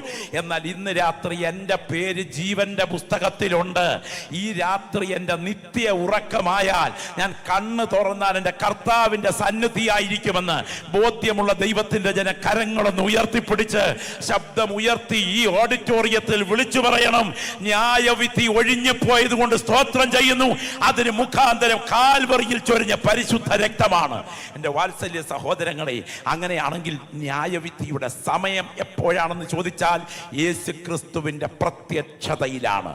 ഇനിയും രണ്ടാമത്തേത്, ന്യായവിധിയുടെ സ്ഥലം എവിടെയാണ്? ഉപയോഗിച്ചിരിക്കുന്ന വാക്ക് ശ്രദ്ധിക്കണം. സ്തോത്രം. അത് ആകാശത്തിലല്ല ന്യായവിധി, ഭൂമിയിലല്ല ന്യായവിധി. ന്യായവിധി നടക്കുന്ന സ്ഥലം എവിടെയാണെന്ന് എഴുതിയിരിക്കുന്നത് അറിയാമോ? സ്തോത്രം. ആകാശവും ഭൂമിയും അവൻ്റെ മുൻപിൽ നിന്ന് ഓടിപ്പോയി. അതിൻ്റെ അർത്ഥം ആകാശത്തിലല്ല നടക്കുന്നത്, ഭൂമിയിലുമല്ല നടക്കുന്നത്, പിന്നെ ദൈവം ഒരുക്കിയ വിധാനത്തിലാണ് നടക്കുന്നത്. ദൈവം ഒരുക്കിയ വിധാനത്തിൽ, ദൈവത്തിന് സ്തോത്രം, ദൈവം ഒരുക്കി വച്ചിരിക്കുന്ന വിധാനത്തിലേക്ക് സകലരും വന്ന് നിൽക്കാൻ തുടങ്ങുകയാണ്. ഇവിടെ ഇരിക്കുന്ന നിങ്ങളൊക്കെ ശ്രദ്ധിക്കണം, 6 അടി മണ്ണിൽ നീറിത്തീരുന്ന മാംസപിണ്ഡമല്ല ഇവിടെ ഇരുന്ന് സ്തോത്രം പറയുന്ന നീയും ഞാനും. മരണത്തിന് ശേഷം ദൈവസിംഹാസനത്തെ അഭിമുഖീകരിക്കേണ്ടവരാണ് നമ്മളെന്ന ബോധ്യമുണ്ടെങ്കിൽ ആ കരങ്ങളൊന്ന് ഉയർത്തിപ്പിടിച്ചിട്ട് വിളിച്ചു പറയണം, ആ മരണത്തിന് ശേഷം ന്യായവിധി ദിവസത്തെ ഞാൻ അഭിമുഖീകരിക്കേണ്ടി വരും. സ്തോത്രം. എന്നിട്ട് തിരുവെഴുത്ത് പറയുകയാണ്, ആരാ അവിടെ നിൽക്കുന്നെന്നറിയാമോ? മരിച്ചവർ ആബാലവൃദ്ധം സിംഹാസനത്തിന് മുൻപിൽ നിൽക്കുന്നതും കണ്ടു. ഇത് വിശ്വസിക്കുന്നവർ കരമൊന്ന് ഉയർത്തിപ്പിടിച്ചാട്ടെ. പോരാ പോരാ പോരാ, ശബ്ദം ഉയർത്തിക്കേ. ഇത് വിശ്വസിക്കുന്നവർ, മരിച്ചവർ ആബാലവൃദ്ധം സിംഹാസനത്തിന് മുൻപിൽ നിൽക്കുന്നത് കണ്ടു. ഞാൻ ഇന്ന് രാത്രി സന്തോഷമുണ്ട്, ഇതൊന്നും ഒട്ടും മനസ്സിലാക്കാതെ ചിലർ കൈ പൊക്കാതിരിപ്പുണ്ട്. കാരണം എന്താണെന്നറിയാമോ? അവർക്കിതിന് ഒരു വിശ്വാസവുമില്ല. എന്നാൽ ഇത് വിശ്വസിക്കുന്ന ഒരുപറ്റം ആളുകൾ കരങ്ങളൊന്ന് ഉയർത്തി നിൽക്കുന്നുണ്ട്. ഞാൻ ഇന്ന് രാത്രി ഇവിടെ ഇരിക്കുന്ന ദൈവമക്കളോട് പറയാം, ഇത് യാഥാർത്ഥ്യമാണെന്ന് അടിവരയിട്ട് ദൈവത്തിന്റെ വചനം പറയുന്നു. പ്രതീക്ഷിക്കാത്ത സമയത്ത് എന്റെ കൂടപ്പിറപ്പേ, നിന്നെ മരണം തേടിയെത്തും. ആ ബയോപ്സി റിപ്പോർട്ട് ക്യാൻസർ ആയാൽ അടുത്ത നിന്റെ കാൽച്ചുവടുകൾ മരണത്തിലേക്കായിരിക്കും. RCC ക്യാൻസർ സെന്ററിൽ അടുത്ത മണിക്കൂറുകളിൽ ഓപ്പറേഷൻ കാത്ത് അനേക ശരീരങ്ങൾ കഴിയുമ്പോൾ നിന്റെ ജീവനെ അപകടത്തിൽ നിന്ന് വിടുവിച്ച് ഒരിക്കൽ കൂടെ വചനത്തിന്റെ മുൻപിൽ എത്തിച്ചത് മനുഷ്യന്റെ കരബലം കൊണ്ടല്ല, എന്റെ ദൈവത്തിന്റെ പദ്ധതിയുടെ ഭാഗമാണ് എന്ന് തിരിച്ചറിയുന്നുണ്ടെങ്കിൽ ഇരിക്കുന്ന ഇരിപ്പിൽ പറയണം, ഞാൻ ദൈവത്തിന്റെ ന്യായാസനത്തിന് മുൻപിൽ നിൽക്കും. ഇത് സങ്കല്പമല്ല, ഇത് യാഥാർത്ഥ്യമാണ്. ദൈവത്തിന് സ്തോത്രം. എൻ്റെ സഹോദരങ്ങളെ, ഞാൻ ഇവിടെ ഇരുന്ന് വിചാരിക്കുകയായിരുന്നു. സ്തോത്രം. പണ്ട് സ്കൂളിൽ പഠിച്ച സമയത്ത് ഇങ്ങനെ ഒരു നല്ല പാട്ട് പഠിച്ചിട്ടുണ്ട്.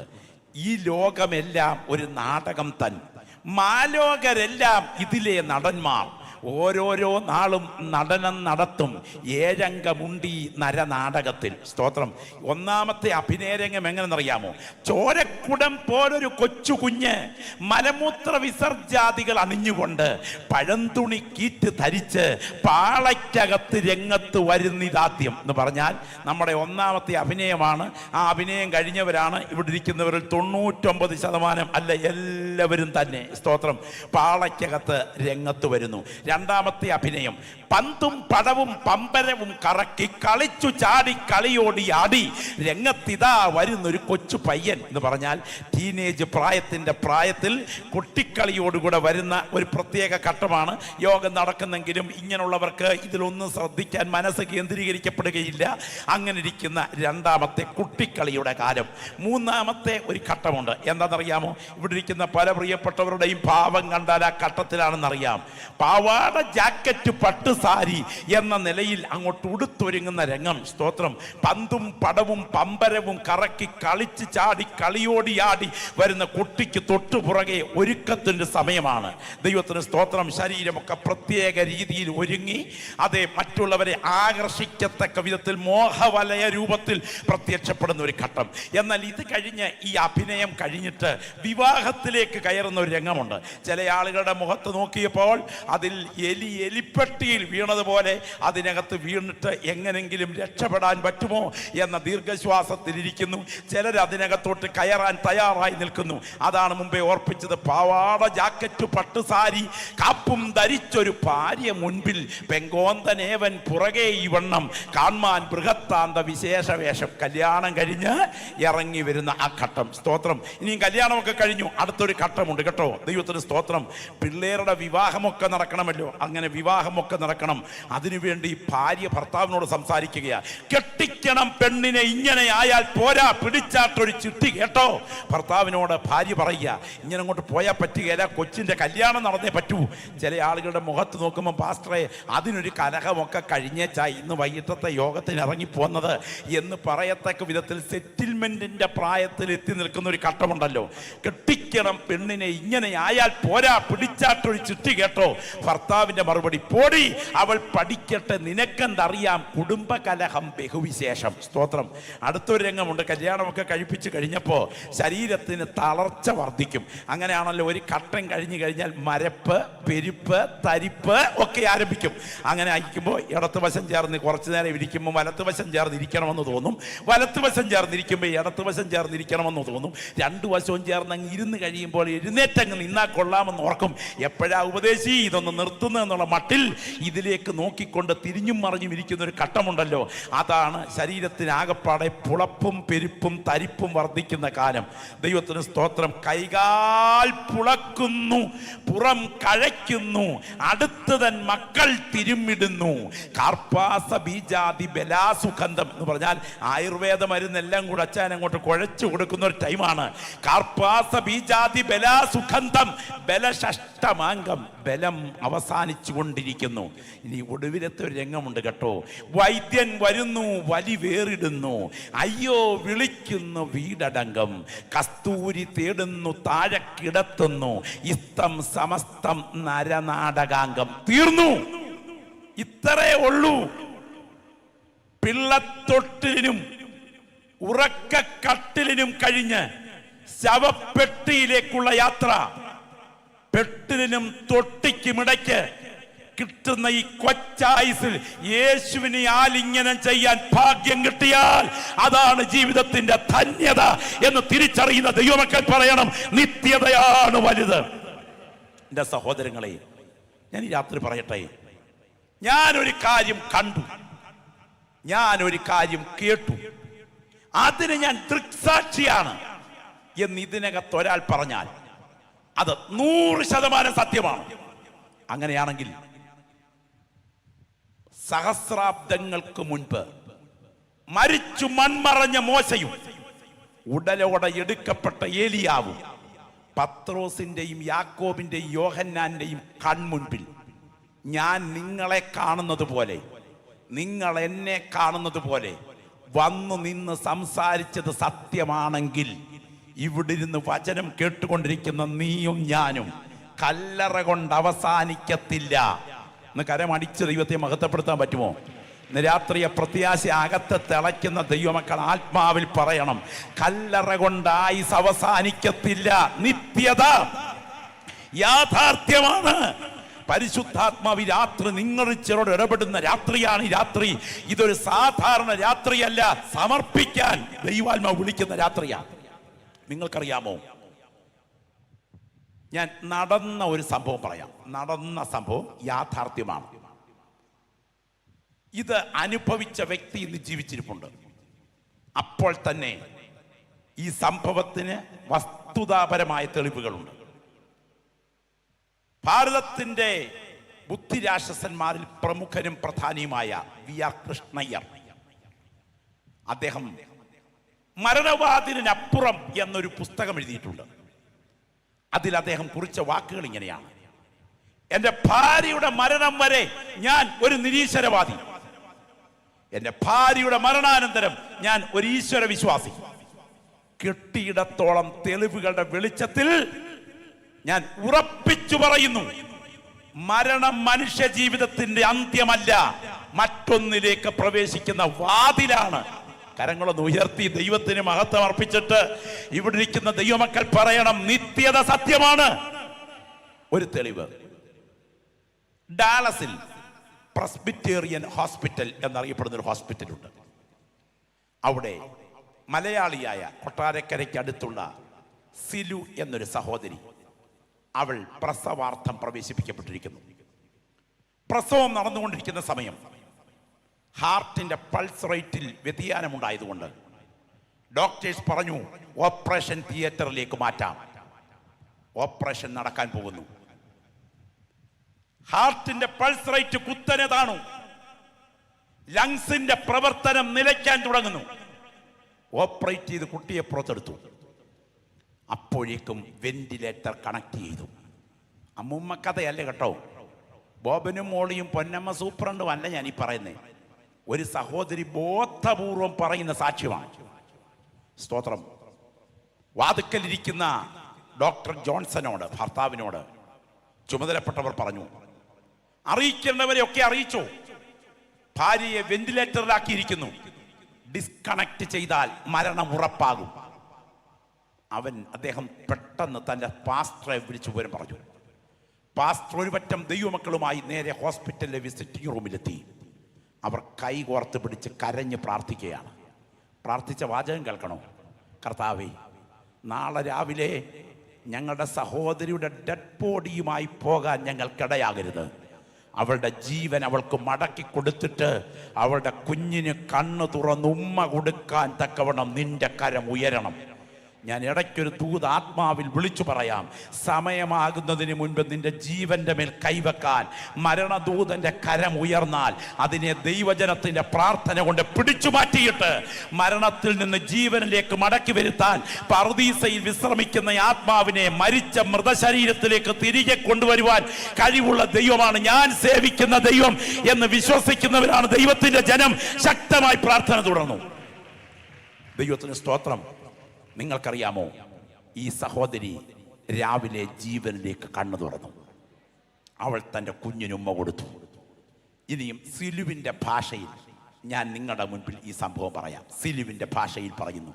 അവൾ പറയുകയാണ്, പ്രസവം നടന്നുകൊണ്ടിരിക്കുമ്പോൾ, ബോധപൂർവം ബോഡി പെയിൻ അനുഭവിച്ചുകൊണ്ടിരിക്കുമ്പോൾ പെട്ടെന്ന് എൻ്റെ കാൽവിരലുകൾ മുതൽ കൊടിയ ശൈത്യം എനിക്ക് അനുഭവപ്പെട്ടു.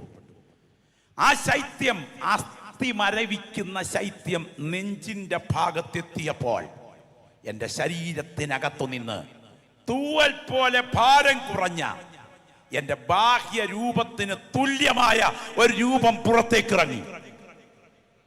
രാത്രി പ്രത്യാശ നിറഞ്ഞ എത്ര ദൈവമക്കൾ ഇവിടെയുണ്ട്? എത്ര ദൈവമക്കൾ നിത്യതയെ കാണുന്നുണ്ട്? ക്യാൻസർ രോഗത്തിനപ്പുറത്ത്, ദൈവത്തിന് സ്തോത്രം, ബ്രെയിൻ ഡെത്തിനപ്പുറത്ത്, ഡയാലിസിസിനപ്പുറത്ത്, കാർഡിയാക് അറസ്റ്റിനപ്പുറത്ത് എൻ്റെ ദൈവത്തിന്റെ പദ്ധതി എനിക്ക് വേണ്ടി ഉണ്ടെന്ന് വിശ്വസിക്കുന്ന ദൈവമക്കൾ പറയണം, നിത്യതയാവരുത്. ദൈവത്തിന് സ്തോത്രം. അവൾ പറയുന്നു, എൻ്റെ ശരീരത്തിൽ നിന്ന് തൂവൽ പോലെ ഭാരം കുറഞ്ഞ രൂപം പുറത്തേക്ക് ഇറങ്ങി. ആ ആളത്വത്തിൽ നിന്ന് ഞാൻ നോക്കുമ്പോൾ എൻ്റെ ബോഡി ബെഡിൽ കിടക്കുന്നു. ഡോക്ടേഴ്സ് അതിന് ട്രീറ്റ്മെന്റുകൾ ചെയ്യുന്നു. അപ്പോഴേക്കും ഞാൻ അതിവേഗം ഒരിടത്തേക്ക് യാത്രയായി. അവൾ കുറിക്കുകയാണ്, വിശാലമായ ഒരു പ്രതലം, കണ്ണഞ്ചിക്കുന്ന സ്വർണപ്രഭ നിറഞ്ഞ ഒരു വലിയ കവാടം, വെള്ളിച്ചിറകുള്ള ഒരു ഭീമാകാരമായ ദൂതൻ കാവൽ നിൽക്കുന്ന ഈ കവാടം അല്പം തുറന്നിരിക്കുന്നു. ആകാംക്ഷയോടെ ഞാൻ നടന്ന് ആ കവാടത്തിന്റെ ഭാഗത്തേക്ക് ചെല്ലുമ്പോൾ അതിനകത്തെ സന്തോഷം ഞാൻ നേരിട്ട് കണ്ടു. എന്നെ ആരും തിരിച്ചു വിളിക്കരുതേ എന്ന് പറഞ്ഞുകൊണ്ട് സന്തോഷത്തോടെ ഞാൻ ദൂതന്റെ അടുക്കൽ ആ കവാടത്തിലൂടെ കയറാൻ ശ്രമിക്കുമ്പോൾ ദൂതൻ എന്നോട് പറഞ്ഞു, നിന്റെ സമയം ഇതുവരെ വന്നിട്ടില്ല. നിന്റെ ഭർത്താവും പിഞ്ചു കുഞ്ഞുങ്ങളും ഒരു സഭയും നിനക്ക് വേണ്ടി പ്രാർത്ഥിക്കുന്നു, മടങ്ങിപ്പോകുക. ഒരിക്കൽ കൂടെ ഞാൻ ഉറപ്പിച്ചു പറയുന്നു, സമയമാകുന്നതിന് മുൻപ് മരണദൂതൻ നിന്റെ ശരീരത്തിന്മേൽ തന്റെ കരങ്ങൾ പതിക്കാൻ കടന്നു വരുമ്പോൾ അതിനെ അഴിച്ചു മാറ്റാൻ കഴിവുള്ള ദൈവശക്തിയാണ് വിശ്വസിക്കുന്ന ദൈവമക്കൾക്ക് വേണ്ടി ഇന്ന് രാത്രിയും വ്യാപരിക്കുന്നത്. എന്തിന്? സ്തോത്രം. ആ ശബ്ദത്തിന് മുൻപിൽ, ദൂതന്റെ വായിൽ നിന്നും ഈ ശബ്ദം പൊഴിഞ്ഞു വീഴുകയും ഇവൾ വെന്റിലേറ്റർ കണക്ട് ചെയ്ത ബോഡിക്കകത്ത് പ്രവേശിക്കുകയും ചെയ്തത് ഒരുപോലെയായിരുന്നു. ഇന്ന് രാത്രി വചനം കേൾക്കുന്ന എൻ്റെ സഹോദരങ്ങളെ, ഈ ദൂത് നിങ്ങൾ കേട്ടുകൊണ്ടിരിക്കുമ്പോൾ നിങ്ങൾ ചിന്തിക്കുന്നു, സുവിശേഷ പ്രസംഗം സദസ്സിനെ കൈയടിപ്പിക്കാനുള്ള ഒരുതരം ഇലക്ട്രോണിക്സ് ഹിപ്നോട്ടിസമാണെന്ന്. ഇലക്ട്രോണിക്സ് ഹിപ്നോട്ടിസം എന്ന് ഞാൻ ബോധപൂർവ്വം ഉപയോഗിച്ചതാ. സിസ്റ്റങ്ങൾ കൊണ്ടുള്ള ഒരുതരം പ്രോത്സാഹനമാണെന്ന് ചിന്തിക്കരുത്. നിങ്ങൾ ഈ രാത്രി കേൾക്കുന്ന ജീവന്റെ വചനം അവസാനത്തെ കേൾവിയാണെന്നും എൻ്റെ പ്രസംഗം ഒടുവിലത്തെ പ്രസംഗമാണെന്നും ഉള്ള ബോധ്യം നെഞ്ചോടടുത്തിട്ട് നഷ്ടപ്പെട്ടു പോകാതിരിക്കാൻ നിങ്ങളെ സ്വർഗം നിത്യതയ്ക്കായി വിളിക്കുകയാണ്. ഈ രാത്രി ദൈവാത്മാ പറയുന്നു, ഇങ്ങനൊരു ന്യായവിധി യാഥാർത്ഥ്യമാണ്. ഞാനും നിങ്ങളും അതിനെ അഭിമുഖീകരിക്കേണ്ടി വരും. ദൈവത്തിന് സ്തോത്രം. അടുത്ത ഭാഗം ശ്രദ്ധിക്കണം. മരിച്ചവർ ആ ബാലവൃദ്ധം സിംഹാസനത്തിന് മുൻപിൽ നിൽക്കുന്നതും കണ്ടു. പുസ്തകങ്ങൾ തുറന്നു. ഞാൻ ഇന്ന് രാത്രി പറയട്ടെ, ആ രംഗം നിങ്ങളെ മുഴുവൻ ഒന്ന് കാണിക്കാൻ ഞാൻ താല്പര്യപ്പെടുകയാണ്. ദാനിയേൽ പ്രവചനം 7-ാം അധ്യായത്തിന്റെ 9 മുതലുള്ള രംഗം നിങ്ങൾ വെള്ളിത്തിരയിൽ ചിത്രം എന്നതുപോലെ ഒന്ന് ആത്മാവിൽ കാണണം. അത് കഴിഞ്ഞ് നമ്മൾ ഒരുമിച്ച് പ്രാർത്ഥിക്കാൻ പോകുക. കരമൊന്ന് ഉയർത്തി സ്തോത്രം ചെയ്തേ. തികച്ചും ഏകാഗ്രതയോടെ ശ്രദ്ധിക്കുക. ഇത് നിങ്ങൾ അകത്തോട്ടൊന്ന് കയറിയാൽ ഞാൻ ധന്യനായി സ്വർഗം സന്തോഷിക്കുന്ന രാത്രിയാണ്. സ്തോത്രം. ആരാണ് ആ സിംഹാസനത്തിൽ ഇരിക്കുന്നത്?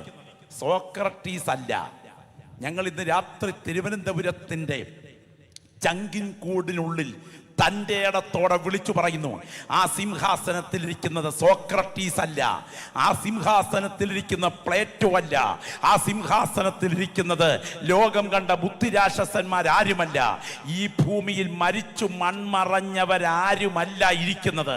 കല്ലറ കാലിയാക്കി 3-ാം ദിവസം ഉയർത്തെഴുന്നേറ്റ ഒരുവനെ ചരിത്രം കണ്ടിട്ടുണ്ടെങ്കിൽ അത് രാത്രി ഞങ്ങൾ പ്രസംഗിക്കുന്ന നസ്രയനായ യേശുവാണ്. അവനാണ് ആ സിംഹാസനത്തിലിരിക്കുന്നത്. ഈ രാത്രി ഇരിക്കുന്ന ദൈവമക്കൾ കരം അടിച്ചു തന്നെ ദൈവത്തെ ആരാധിക്കണം.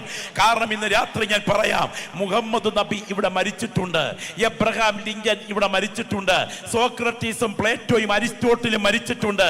അവർക്കെല്ലാം 3 അധ്യായമേ ഉള്ളൂ: ജനനം, ജീവിതം, മരണം. എന്നാൽ ഏത് ഡെഡ് ബോഡി കല്ലറയിൽ വെച്ചോ ആ ഡെഡ് ബോഡി തന്നെ ഉയർത്തെഴുന്നേറ്റ് വന്ന് ചരിത്രം തുടർന്ന ഒരുവനെ ലോകം കണ്ടിട്ടുണ്ടെങ്കിൽ അത് ഈ രാത്രി ഞങ്ങൾ പ്രസംഗിക്കുന്ന നസറയനായ യേശു അല്ലാതെ ആരുമില്ലെന്ന് ബോധ്യമുള്ള ദൈവത്തിന്റെ ജനം ഇന്ന് രാത്രി വിളിച്ചു പറയുന്നു, പിതാവ് ആരെയും ന്യായം വിധിക്കാതെ എല്ലാവരും പിതാവിനെ ബഹുമാനിക്കുന്നത് പോലെ പുത്രനെ ബഹുമാനിക്കേണ്ടതിന് ന്യായവിധിയെല്ലാം പുത്രനെ കൈമാറ്റം ചെയ്തിരിക്കുന്നു. വെളിപ്പെടാൻ തുടങ്ങുന്ന ദൈവകോടതിയുടെ സുപ്രീം ജഡ്ജി ഞങ്ങൾ പ്രസംഗിക്കുന്ന നസറയനായ യേശു. ഞാൻ ഈ രാത്രി പറയട്ടെ, ഞാൻ ഒരുപാട് കല്ലറകൾ കണ്ടിട്ടുണ്ട്. ഞാൻ കണ്ടതിൽ വെച്ച് ഏറ്റവും വലിയ കല്ലറ ഗ്രൂപ്പ് ഇംഗ്ലണ്ടിലെ വെസ്റ്റ്മിനിസ്റ്റർ ആബയാണ്. കാണേണ്ടത് തന്നെയാണ്. വേദപുസ്തകം ഇംഗ്ലീഷിലേക്ക് തർജ്ജമ ചെയ്ത കിങ് ജെയിംസിന്റെ കല്ലറ എൻട്രൻസിലുണ്ട്. ഒരു കാലഘട്ടം ആഫ്രിക്കയിൽ അധ്വാനിച്ച് മുട്ടിന്മേലിരുന്ന് പ്രാർത്ഥിക്കുമ്പോൾ ആ ഇരിപ്പിന്റെ ഷേപ്പിൽ മരിച്ചിട്ട് ആ മണ്ണിനോടുള്ള സ്നേഹനിമിത്തം ഹാർട്ട് എടുത്ത് ആ മണ്ണിൽ കുഴിച്ചിട്ടിട്ട് ശരീരം 40 ദിവസം വെയിലത്തിട്ടുണക്കി അന്നത്തെ കാലത്ത് തലച്ചുമടെ കൊണ്ടുവന്ന് വെസ്റ്റ്മിനിസ്റ്റർ ആബിയിൽ ശവമടക്കിയ ഡേവിഡ് ലിവിങ്സ്റ്റന്റെ കല്ലറ നിങ്ങൾക്ക് അവിടെ കാണാം. നിങ്ങൾ സലാലയിലെത്തിയാൽ ഇയ്യോബിന്റെ കല്ലറ ഞാൻ കണ്ടിട്ടുണ്ട്, നിങ്ങൾക്ക് നേരിട്ട് കാണാം. നിങ്ങൾ മക്കയിലെത്തിയാൽ മുഹമ്മദ് നബിയുടെ ശവകുടീരം നിങ്ങൾക്ക് നേരിട്ട് കാണാം. നിങ്ങൾ മക്കപ്പേല ഗുഹയിലെത്തിയാൽ അബ്രഹാമിന്റെ, ഇസഹാക്കിന്റെ, യാക്കോബിന്റെ, ലേയുടെ ശവകുടീരങ്ങൾ നിങ്ങൾക്ക് നേരിട്ട് കാണാം. എന്നാൽ ഞാൻ പറയട്ടെ, മേൽപ്പറഞ്ഞ ശവകുടീരത്തിന്റെ മേൽമൂടി ഉടച്ചു മാറ്റിയിട്ട് അതിൽ നിന്ന് ഒരുപിടി ശവധൂളികൾ വാരിയെടുത്ത് ഇവിടുത്തെ ലാബിൽ പരിശോധിച്ചാൽ മരിച്ചവരുടെ തിരുശേഷിപ്പുകൾ ശാസ്ത്രത്തിന് കിട്ടും. എന്നാൽ തിരുശേഷിപ്പ് അവശേഷിപ്പിക്കാതെ അവൻ ഇവിടെ ഇല്ല, അവൻ ഉയർത്തെഴുന്നേറ്റു എന്ന് പറഞ്ഞ് ചരിത്രത്തിൽ തുറന്നു കിടക്കുന്ന ഒരു കല്ലറയുണ്ടെങ്കിൽ അത് ഈ രാത്രി ഞങ്ങൾ പ്രസംഗിക്കുന്ന നസറയനായ യേശുവിന്റെ കല്ലറയാണ്. അവൻ ഉയർത്തതുകൊണ്ട് ഉറപ്പ് പ്രാപിച്ച ദൈവത്തിന്റെ ജനം ഇന്ന് രാത്രി വിളിച്ചു പറയുന്നു, മനുഷ്യ കുലത്തിനൊരു ഉയർപ്പ് യാഥാർത്ഥ്യമാണ്. ഗ്ലോറി, രക്തത്താൽ ജയം. എത്ര നാവുകൾ സ്തോത്രത്തോടെ ഇന്ന് രാത്രി പ്രതികരിക്കും. ഇടത്തും വലത്തും ഇരിക്കുന്ന ആളുകൾ മിണ്ടാതിരുന്നാലും വെളിപ്പെടാൻ തുടങ്ങുന്ന സ്വർഗ കോടതിയുടെ സുപ്രീം ജഡ്ജിയായി ഞാൻ ആരാധിക്കുന്ന എൻ്റെ കർത്താവ് വെളിപ്പെടുന്ന ദിവസം വരുന്നുണ്ടെന്ന് അകം കത്തുന്ന ആനന്ദത്തോടെ പറയാൻ കഴിയുന്ന ദൈവമക്കൾ ഇരിക്കുന്നത് ഓഡിറ്റോറിയത്തിനകത്താണെങ്കിലും ഈ രാത്രി മീറ്റിംഗ് അവസാനിക്കുന്ന സ്തോത്രത്തോടെ പറയണം, ആ ജഡ്ജിമെന്റ് സീറ്റിൽ എൻ്റെ കർത്താവ് സിംഹാസനസ്ഥനാകുന്നു. അന്തിമ വിധിക്കായി അവിടുന്ന് സജ്ജമായി വന്നിരിക്കുന്നു. ദൈവത്തിന് സ്തോത്രം. ഇനി ഞാൻ പറയുന്നതിനോടൊപ്പം നിങ്ങളുടെ ചിന്ത പോകണം കേട്ടോ. ദാനിയേൽ പ്രവചനം 7-ാം അധ്യായം 9 മുതൽ ഉള്ള വാക്യങ്ങൾ ഞാൻ പറയാം. ഇതിൻ്റെ മുൻപിൽ വന്നു നിൽക്കുന്ന ആളുകളുടെ മുൻപിൽ തൊണ്ടി സാധനങ്ങൾ എടുക്കാൻ തുടങ്ങുന്ന രംഗം ഞാൻ നിങ്ങളോട് ചോദിക്കട്ടെ. ഫ്ലൈറ്റ് ക്രാഷ് ആയാൽ ആദ്യം അന്വേഷിക്കുന്ന ഒരു ബോക്സിന്റെ പേര് പറയാമോ? ഏത് ബോക്സാ? Black box.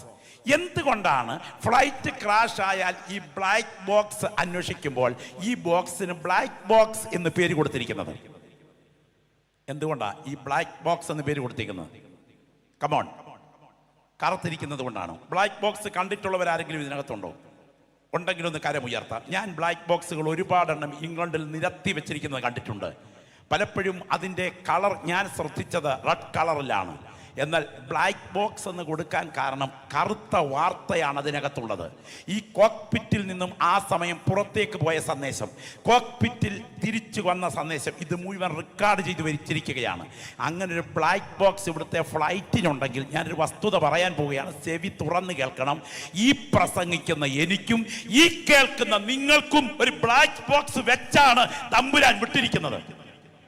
നിങ്ങൾക്കറിയാമോ, ഈ കോട്സ് വാച്ചിൻ്റെ അകത്ത് ബാറ്ററി മാറ്റിക്കഴിഞ്ഞാൽ ഇത് ചാകും. അങ്ങനെയാണെങ്കിൽ ബാറ്ററി ഇതിൻ്റെ ജീവനാണ്. നിങ്ങളുടെ അകത്ത് സ്വർഗത്തിലെ ദൈവം ഒരു ബ്ലാക്ക് ബോക്സ് വെച്ചിട്ടുണ്ട്. അതിൻ്റെ പേര് ഞാൻ പറയാൻ തുടങ്ങുകയാണ്. അതാണ് മനസാക്ഷി. ദൈവത്തിന് സ്തോത്രം. സോഡിയം പെന്റത്തോളിൻ എന്ന ഒരു മരുന്നിനെ കുറിച്ച് കേട്ടിട്ടുണ്ടോ? എന്താണ് സോഡിയം പെന്റത്തോളിൻ? പറയാം. നാർക്കോ അനാലിസിസ് എന്നൊരു സിസ്റ്റത്തെ കുറിച്ച് കേട്ടിട്ടുണ്ടോ? ഇന്നേക്ക് 10-20 വർഷങ്ങൾക്ക് മുൻപ് കോട്ടയം പയസ്റ്റൻ്റേത് കോൺവെന്റിന്റെ താഴത്തെ അടുക്കള മുറിയിൽ എന്താണ് സംഭവിച്ചതെന്നും ഫാദർ പിതൃക്കലിനും സിസ്റ്റർ സെപ്പിക്കും അതിനകത്തെ ബന്ധം എന്താണെന്നും ഒന്നും എനിക്കറിയില്ല. അടയ്ക്ക രാജുവിന്റെ സാക്ഷ്യം വിശ്വസിക്കാൻ പറ്റുമോ? എനിക്കറിയില്ല. എന്നാൽ അതിലെ പ്രതികളെ നാർക്കോ അനാലിസിസിന് വിധേയമാക്കിയപ്പോൾ നമ്മുടെ നാട്ടിൽ ശാസ്ത്രം അംഗീകരിക്കുന്ന ഒരു റിപ്പോർട്ട് പുറത്തു വന്നു. ഇന്ന് നിങ്ങൾ യൂട്യൂബിൽ അടിച്ചാൽ കൊന്നത് ഇന്ന ഉപകരണം കൊണ്ടാണെന്ന് പ്രതി പറയുന്ന ശബ്ദം നിങ്ങൾക്ക് നേരിട്ട് കേൾക്കാം. ഞാൻ ചോദിക്കുന്നു, 1000 തവണ പുറത്ത് പറയാത്ത രഹസ്യം പുറത്ത് പറയിപ്പിക്കാൻ വൈദ്യശാസ്ത്രത്തിന് മരുന്നോ? അതിന്റെ പുറകിൽ ഒരു തത്വമുണ്ട്. പറയാം. ഒരിക്കലും ഇതിന് ഈ നിലയിൽ ഉപയോഗിക്കുന്നതിന് മുമ്പ് പരുവുമായി ഒരു രോഗി വർഷങ്ങൾക്ക് പുറകിൽ ഡോക്ടറെ കാണാൻ ചെന്നു. ഡോക്ടർ പറഞ്ഞു, രാവിലെ വരണം, ഓപ്പറേഷൻ നടത്താം, പക്ഷെ ഒന്നും കഴിക്കാതെ വരണം എന്ന് പറഞ്ഞു. രാവിലെ പ്രതി വന്നു. ഓപ്പറേഷൻ തുടങ്ങുകയാണ്. അതിനു മുമ്പ് നമുക്കറിയാമല്ലോ, സോഡിയം പെന്റത്തോളിൻ എന്നാണ് എൻ്റെ ഓർമ്മ.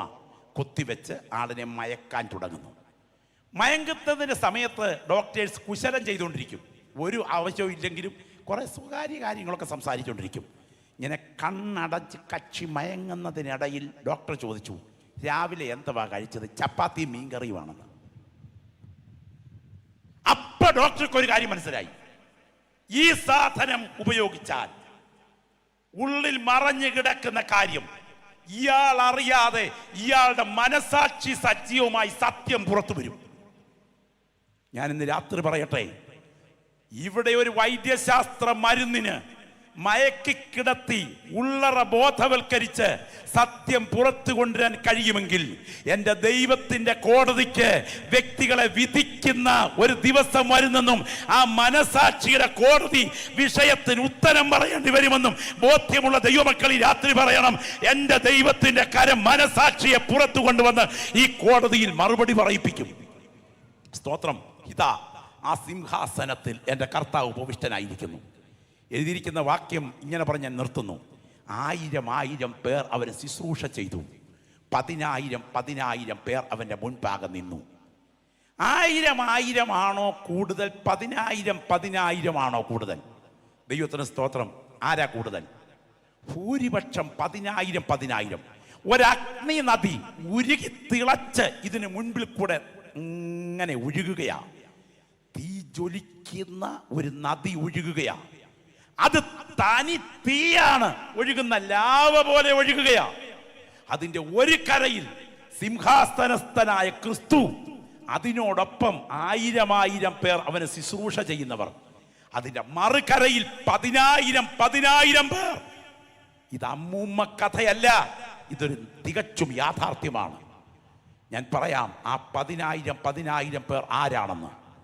അവർ വന്ന് നിന്നപ്പോൾ തന്നെ മനസ്സിലായി, അയ്യോ ഇത് സാധാരണക്കാരനല്ല, മറിയയുടെ മകനെന്ന് മറിച്ചു പറഞ്ഞ, ആശാരി തച്ചൻ കൊച്ചനെന്ന് ഞങ്ങൾ തിരിച്ചു പറഞ്ഞ പ്രപഞ്ച ചക്രവർത്തിയായ നസ്രായനാണ് ഈ സിംഹാസനത്തിൽ ഇരിക്കുന്നത് എന്ന് ഹന്നാവും കയ്യാപ്പാവും പീലാത്തോസും ഹേരോദാവും മഹാത്മാഗാന്ധിയും ഇന്ദിരാഗാന്ധി ഹിറ്റ്ലറും മുസോളിനിയും ഉൾപ്പെടെയുള്ള ബുദ്ധിരാക്ഷസന്മാർക്ക് പലർക്കും മനസ്സിലായി കഴിഞ്ഞപ്പോൾ അവരുടെ മുട്ടു മുഴുവൻ അങ്ങ് മടങ്ങി. ഇന്ന് രാത്രി ഞാനൊരു വാക്യം ഉദ്ധരിച്ച് അവസാനിപ്പിക്കും മുൻപ് എന്നോടൊപ്പം ആ വാക്യം പറഞ്ഞ് സ്തോത്രം ചെയ്യാൻ കഴിവുള്ള ദൈവമക്കൾ ഒന്ന് കരമുയർത്തി സ്തോത്രം ചെയ്യണം.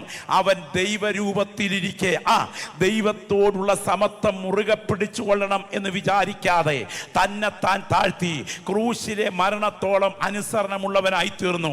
തന്നെത്താൻ ഒഴിച്ചു. ദൈവത്തിന് സ്തോത്രം. വേഷത്തിൽ മനുഷ്യനായി വിളങ്ങി. അതുകൊണ്ട് ദൈവം അവനെ ഏറ്റമുയർത്തി സകല നാമത്തിന് മേലായ നാമം നൽകി. അതുകൊണ്ട് യേശുവിന്റെ നാമത്തിങ്കൽ സർവ്വലോകരുടെയും ഭൂലോകരുടെയും അധോലോകരുടെയും മുഴങ്കാലൊക്കെയും മടങ്ങുകയും എല്ലാ നാവും യേശു തന്നെ കർത്താവെന്ന് പിതാവിന്റെ മഹിമയ്ക്കായി ഏറ്റു പറയുകയും ചെയ്യേണ്ടി വരും. അത് വിശ്വസിക്കുന്ന ദൈവമക്കൾ കരമുയർത്തി പറ. വിശ്വാസ കണ്ണുകളാൽ ഈ ഒടുവിലത്തെ രാത്രിയുടെ ഒടുവിലത്തെ മിനിറ്റിൽ ഞങ്ങളുടെ ആത്മകണ്ണുകൾ ഉയർത്തി അനന്ത നിത്യതയുടെ അവസാന ഘട്ടത്തിലെ അന്തിമ വിധിവേദി വിശ്വാസ കണ്ണുകളാൽ കാണുകയാണ്. നിങ്ങൾ ശ്രദ്ധിക്കണേ, ആ വാക്യം നിങ്ങൾ ചെവി തുറന്ന് കേൾക്കണം. യേശു കർത്താവെന്ന് പിതാവിന്റെ മഹിമയ്ക്കായി ഏറ്റു പറയും. ആരുടെയൊക്കെ മുഴങ്കാൽ മടങ്ങും? സ്വർലോകരുടെയും ഭൂലോകരുടെയും അധോലോകരുടെയും. അങ്ങനെയാണെങ്കിൽ ഈ സിംഹാസനത്തിന്റെ മുൻപിൽ സകല ലോകവും മുഴങ്കാൽ മടക്കിയിരിക്കുമ്പോൾ അവർ വിളിച്ചു പറയും, യേശുവാണ് കർത്താവ്. ആ കരമൊന്ന് ഉയർത്തി പറയാമോ? ശബ്ദം ഉയർത്തി എന്ന് പറഞ്ഞേ, യേശുവാണ് കർത്താവ്. ഒന്നൂടെ, യേശുവാണ് കർത്താവ്. ശക്തിയോടെ, യേശുവാണ് കർത്താവ്. ഒരിക്കൽ കൂടെ, യേശുവാണ് കർത്താവ്. ഇത് അന്തിമ വിധി ദിനം ഏറ്റു പറയുമെങ്കിൽ എൻ്റെ ചോദ്യം, ഏറ്റു പറയുക എന്ന് പറഞ്ഞാൽ അതിൻ്റെ അർത്ഥം ആദ്യം പറയാൻ അവിടെ ഒരു കൂട്ടരുണ്ടെന്നല്ലേ അതിൻ്റെ അർത്ഥം?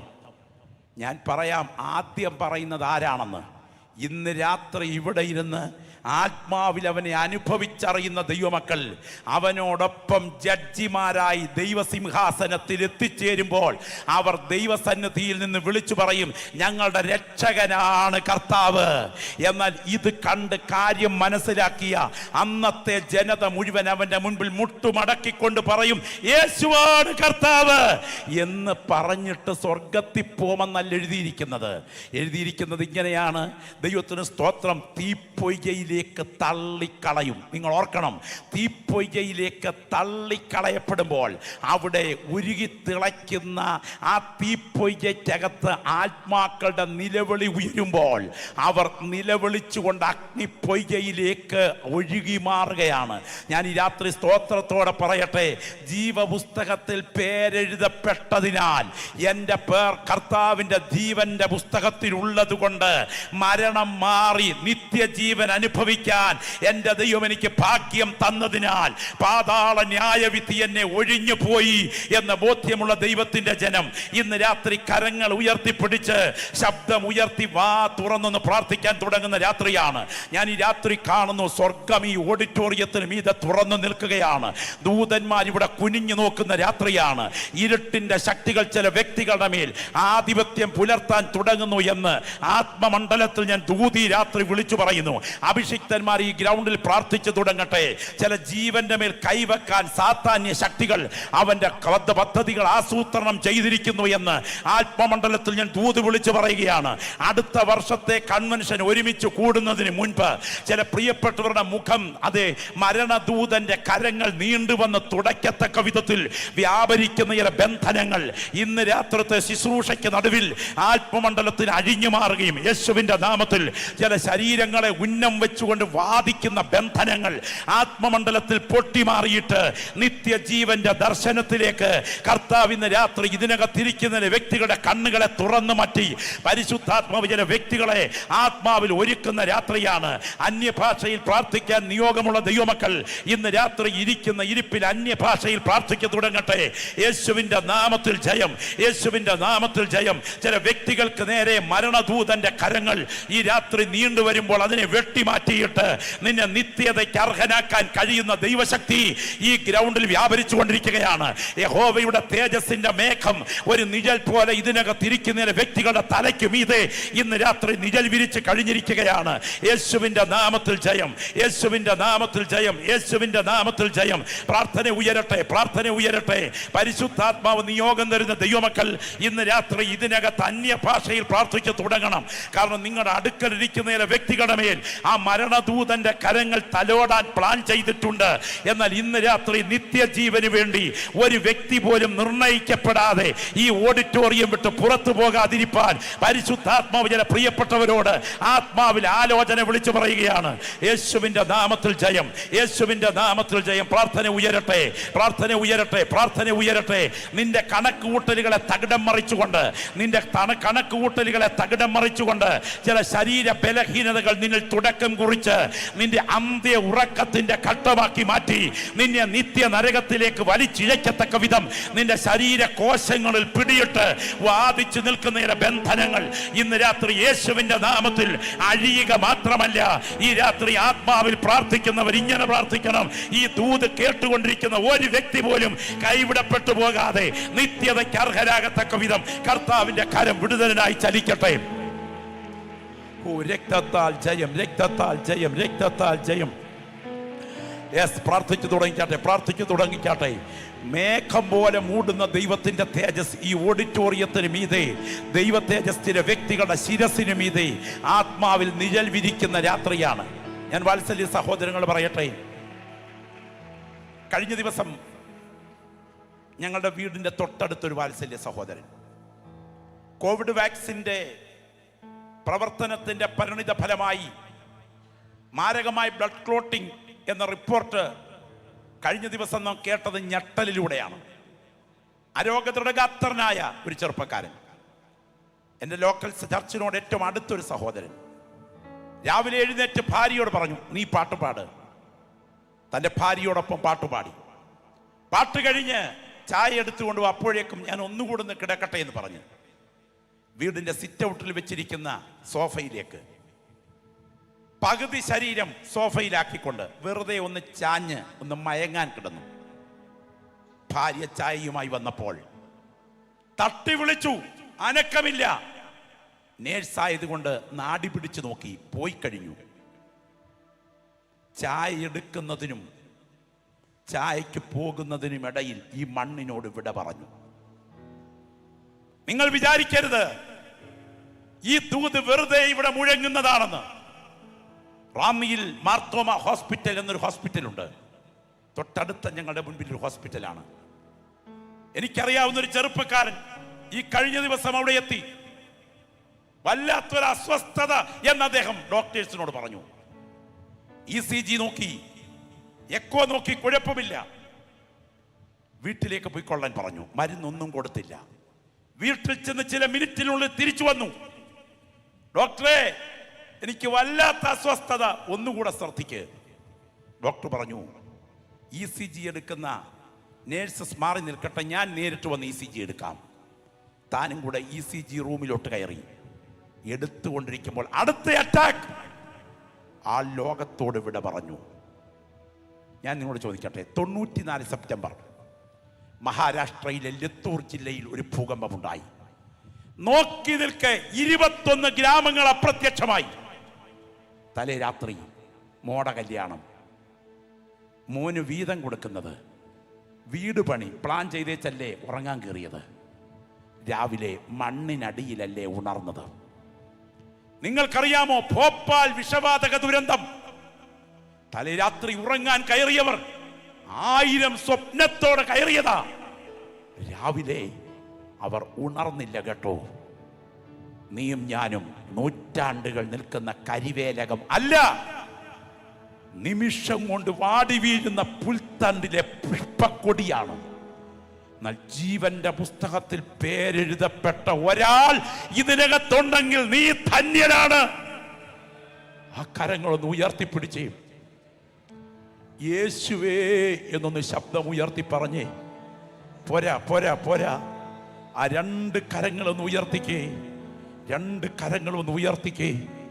ഈ ശുശ്രൂഷ ഇവിടെ നടന്നുകൊണ്ടിരിക്കുമ്പോൾ സ്വർഗം ഈ ഗ്രൗണ്ടിന് മീതെ തുറന്നു നിൽക്കുകയാണ്. ദൂതന്മാർ ഇവിടെ കുനിഞ്ഞു നോക്കുന്ന രാത്രിയാണ്. ആ രണ്ട് കരങ്ങൾ ഉയർത്തിയ പ്രിയപ്പെട്ടവരെല്ലാവരും ദൈവസന്നിധിയിൽ എഴുന്നേറ്റാട്ടെ. ആ രണ്ട് കരങ്ങൾ ഉയർത്തിയ പ്രിയപ്പെട്ടവരെല്ലാവരും ദൈവസന്നിധിയിൽ എഴുന്നേറ്റാട്ടെ. ആ രണ്ട് കൈകളും എത്രത്തോളം ഉയർത്താമോ അത്രത്തോളം ഉയർത്തിപ്പിടിച്ചുകൊണ്ട് ശബ്ദമുയർത്തി യേശുവേ എന്നൊന്ന് വിളിച്ചേ. ശബ്ദമുയർത്തി ആ രണ്ട് കരങ്ങളും ഉയർത്തിപ്പിടിച്ചുകൊണ്ട് എത്രത്തോളം ശബ്ദമുയർത്താമോ അത്രത്തോളം ശബ്ദമുയർത്തി യേശുവേ എന്നൊന്ന് വിളിച്ചേ. പോരാ പോരാ, ആ രാത്രി ചില വ്യക്തികളോട് ദൈവത്തിന് ആത്മാവ് ആഴത്തിൽ ഇടപെടുന്ന രാത്രിയാണ്. എൻ്റെ വാത്സല്യ സഹോദര, 2025 ദൈവത്തിന് സ്തോത്രം. അതേ, മാർച്ച് മാസവും ഏപ്രിൽ മാസവും മെയ് മാസവും ഒക്കെ മുൻപിൽ ഉണ്ടാകും എന്ന 1000 സങ്കല്പത്തോടെ അല്ലേ താങ്കൾ ഇവിടെ എത്തി നിൽക്കുന്നത്? എന്നാൽ ഇല്ല, ഇന്ന് രാത്രി ദൈവാത്മാവ് ഇടപെടുന്നു. അധികം നാളുകൾ ഇനിയും കാലചക്ര തിരിവിന് മുൻപിലില്ല. ആ രണ്ട് കൈകളും ഉയർത്തിപ്പിടിച്ച് ചിന്തകൾ ചിതറാൻ ബോധപൂർവം അനുവദിക്കാതെ, പരിസര നിരീക്ഷണം നടത്താൻ കണ്ണ് തുറക്കാതെ ആ രണ്ട് കൈകളും കർത്താവിലേക്ക് ഉയർത്തിപ്പിടിച്ച് ശബ്ദമുയർത്തി വാ തുറന്നൊന്ന് പ്രാർത്ഥിച്ചു തുടങ്ങിക്കാട്ടെ. ഈ ദൂത് ഇതിനകത്ത് മാത്രമല്ല മുഴങ്ങുന്നത്, ഈ ദൂത് ഇതിന് പുറത്തേക്ക് മുഴങ്ങുകയാണ്. ദൈവത്തിന് സ്തോത്രം. ഹല്ലേലൂയ. ഡിസി ശാമുവേൽ പാസ്റ്റർ ഞാൻ ആദരിക്കുന്ന ഭക്തനായ ഒരു ദൈവദാസനാണ്. അദ്ദേഹത്തിന്റെ നേതൃത്വത്തിൽ വളരെ പരിമിതികൾക്ക് നടുവിൽ ഇത്രയും പണം ചിലവഴിച്ച് ഈ ഡിസ്ട്രിക്ട് സ്റ്റേറ്റ് ജനറൽ കൺവെൻഷൻ നടത്തുമ്പോൾ ആത്മാക്കൾ ആത്മാക്കൾ ആത്മാക്കൾ എന്ന് മാത്രമാണ് ഉദ്ദേശം. ഉൾത്തുടിപ്പിൽ ആ മാതാപിതാക്കളുടെ മനസ്സിൽ കത്തിച്ചൊലിക്കുന്നത് ആത്മാക്കൾക്ക് വേണ്ടിയുള്ള കരച്ചിലാണ്. ഇന്ന് രാത്രി ഇത്രയും ദൈവമക്കൾ കരങ്ങൾ ഉയർത്തിപ്പിടിച്ച് യേശുവേ എന്നൊന്ന് ലജ്ജ കൂടാതെ വിളിച്ച്, ഇല്ല ഇല്ല, ഞാൻ കൈവിടപ്പെടരുത്, ഞാൻ കൈവിടപ്പെടരുത്, ഞാൻ കൈവിടപ്പെടരുത്, ഇന്ന് രാത്രി എൻ്റെ നിത്യത എനിക്ക് കൈവിട്ടു പോകരുത് എന്ന് കൊതിക്കുന്നുണ്ടെങ്കിൽ രണ്ട് കരങ്ങളും ഉയർത്തിപ്പിടിച്ച് ലജ്ജ വേണ്ട, വാ തുറന്ന് യേശുവേ എന്നൊന്ന് വിളിച്ച് ദൈവത്തിന് മഹത്വം, ദൈവത്തിന് മഹത്വം, ദൈവത്തിന് മഹത്വം, ദൈവത്തിന് മഹത്വം, ദൈവത്തിന് മഹത്വം. അന്ത്യവിധിയുടെ ദിനങ്ങൾ കൺമുൻപിൽ അടുത്തു വരുമ്പോൾ നല്ലവനും വിശ്വസ്തനുമായ ദാസനേ എന്ന ശബ്ദമാണോ? ദൈവത്തിന് സ്തോത്രം. ഹല്ലേലൂയ. ശപിക്കപ്പെട്ടവരെ, എന്നെ വിട്ട് പിശാചിനും അവന്റെ ദൂതന്മാർക്കും ഒരുക്കിയിരിക്കുന്ന നിത്യാഗ്നിയിലേക്ക് പോകുവീൻ എന്ന് മുഴങ്ങാൻ തുടങ്ങുന്ന ജഡ്ജിയുടെ വിധി പ്രസ്താവനയാണോ നിനക്ക് നേരെ മുഴങ്ങാൻ തുടങ്ങുന്നത്? ആ രണ്ട് കൈകളും ഒന്ന് നെഞ്ചോട് ചേർത്ത് വെച്ചേ. Glory, hallelujah. മരിച്ചവർ ആബാലവൃദ്ധം അവന്റെ സിംഹാസനത്തിന് മുൻപിൽ നിൽക്കുന്നതും കണ്ടു. പുസ്തകങ്ങൾ തുറന്നു. ജീവന്റെ പുസ്തകം എന്ന മറ്റൊരു പുസ്തകവും തുറന്നു. പുസ്തകങ്ങളിൽ എഴുതിയിരിക്കുന്നതിനൊത്തവണ്ണം മരിച്ചവർക്ക് അവരുടെ പ്രവർത്തികൾക്കടുത്ത വിധിയുണ്ടായി. മരണത്തെയും പാതാളത്തെയും തീപ്പൊയ്കയിൽ തള്ളിയിട്ടു. ആ തീപ്പൊയ്ക രണ്ടാമത്തെ മരണം. ജീവപുസ്തകത്തിൽ പേരെഴുതി കാണാത്ത ഏവനെയും ഉരുളിച്ച കൊണ്ട്, ഉരുളി നേർച്ച കൊണ്ട്, അർപ്പണം കൊണ്ട്, തർപ്പണം കൊണ്ട്, യാഗങ്ങൾ കൊണ്ട്, കർമ്മങ്ങൾ കൊണ്ട്, വഴിപാടുകൾ കൊണ്ട് നിത്യത കൈവശമാക്കാൻ പറ്റില്ല. കാൽവറി ക്രൂശിൽ നിന്റെ പാപമോചനത്തിനായി ഒഴുകിയ പുണ്യാഹ രക്തം എന്റെ പാപമോചനത്തിന് എന്റെ ദൈവം ഒരുക്കിയ പദ്ധതിയാണെന്ന് കടന്നു കയറി വിശ്വസിക്കാൻ ഒരാൾ ഇവിടെ ഉണ്ടെങ്കിൽ നിന്നെ നിത്യത നീ പിടിച്ചെടുക്കുന്ന രാത്രിയായിരിക്കും. പാസ്റ്ററേ, ഈ ദൂതിന് മുൻപിൽ എനിക്ക് പ്രാർത്ഥന വേണം. ഞാൻ ക്രൂശിന്റെ ചുവടിനെ ആലിംഗനം ചെയ്യുന്നു. ഇന്ന് രാത്രി എനിക്ക് പ്രാർത്ഥന വേണം എന്ന് കൊതിക്കുന്നുണ്ടെങ്കിൽ ആ വലത് കരം ഉയർത്തിപ്പിടിച്ചാട്ടെ. ഇതിനു വേണ്ടിയാണ് ഈ സുവിശേഷ യോഗം വെച്ചത്. ജനക്കൂട്ടത്തിന്റെ മനഃശാസ്ത്രം മനസ്സിലാക്കിക്കൊണ്ട് വൈകാരികതയിൽ എത്തിക്കുകയല്ല ഞങ്ങളുടെ ലക്ഷ്യം. സുവിശേഷത്തിന്റെ അന്തസത്ത നിത്യതയുടെ വിടുതലാണ്. മുട്ടുവേദനയും പല്ലുവേദനയും മാറുന്നതിനേക്കാൾ ജീവന്റെ പുസ്തകത്തിൽ പേരെഴുതലാണ്. ഇന്ന് രാത്രി ആ ഉയർന്ന കരങ്ങൾക്ക് വേണ്ടി ഞാൻ പ്രാർത്ഥിക്കുകയാണ്. പരിശുദ്ധനായ ഞങ്ങളുടെ ദൈവമേ, സ്വർഗസ്ഥ പിതാവേ, ഈ രാത്രി ഉയർന്നു നിൽക്കുന്ന ഈ കരങ്ങളെ തേജസ്സിന്റെ അദൃശ്യ കരങ്ങളിൽ കൈമാറുകയാണ്. കാൽവറിയിൽ ചൊരിഞ്ഞ പരിശുദ്ധ രക്തത്തിൽ ആശ്രയിച്ച് ഞങ്ങൾ ഈ കരങ്ങളെ ആത്മാവിൽ മുദ്ര വയ്ക്കുന്നു. ഇതുവരെ വ്യാപരിച്ചിട്ടില്ലാത്ത ദൈവാത്മാവിന്റെ വ്യാപാരം ഈ കരങ്ങൾക്ക് വേണ്ടി ബലത്തോടെ ഇന്ന് രാത്രി ചലിക്കട്ടെ. ക്രൂശിലെ രക്തത്തിന്റെ ശക്തിയുടെ വിടുതൽ ഈ ശരീരങ്ങൾ അനുഭവിച്ചറിയട്ടെ. നിങ്ങളവരെ പ്രാർത്ഥിച്ച് കൈമാറുന്നു യേശുവിൻ നാമത്തിൽ തന്നെ. കരമുയർത്തി കർത്താവിന് സ്തോത്രം ചെയ്യാം. ശക്തിയോടെ യേശുവിന്റെ രക്തം എനിക്ക് നിത്യതയ്ക്ക് ആധാരമെന്ന് വിശ്വസിക്കുന്ന ദൈവമക്കൾ കരമൊന്ന് വീശിക്കാട്ടെ. മദ്രാസിലെ മോനെ അറിയുമോ? കരിക്കൻവില്ല കുലക്കേസിലെ ഒന്നാമത്തെ പ്രതി, വളർത്തമ്മയുടെ വയറ്റിൽ കറിക്കത്തി കുത്തിക്കടത്തിയ ആ നരാധവൻ, അവനെ കഴുകിയ രക്തമാണ് ഞങ്ങൾ പ്രസംഗിക്കുന്ന യേശുവിന്റെ രക്തമെങ്കിൽ ഇന്ന് രാത്രി നിന്നെ കഴുകാൻ ഈ രക്തത്തിന് ശക്തിയുണ്ട്. ഏൽപ്പിച്ചു കൊടുത്താൽ നിന്റെ പൂർവകാല ചരിത്രം നോക്കാതെ നിന്നെ നിത്യതയ്ക്ക് അർഹനാക്കാൻ ആ രക്തത്തിന്റെ ശക്തി ഇന്ന് രാത്രി AJ ഓഡിറ്റോറിയത്തിൽ വാദിക്കുന്നു.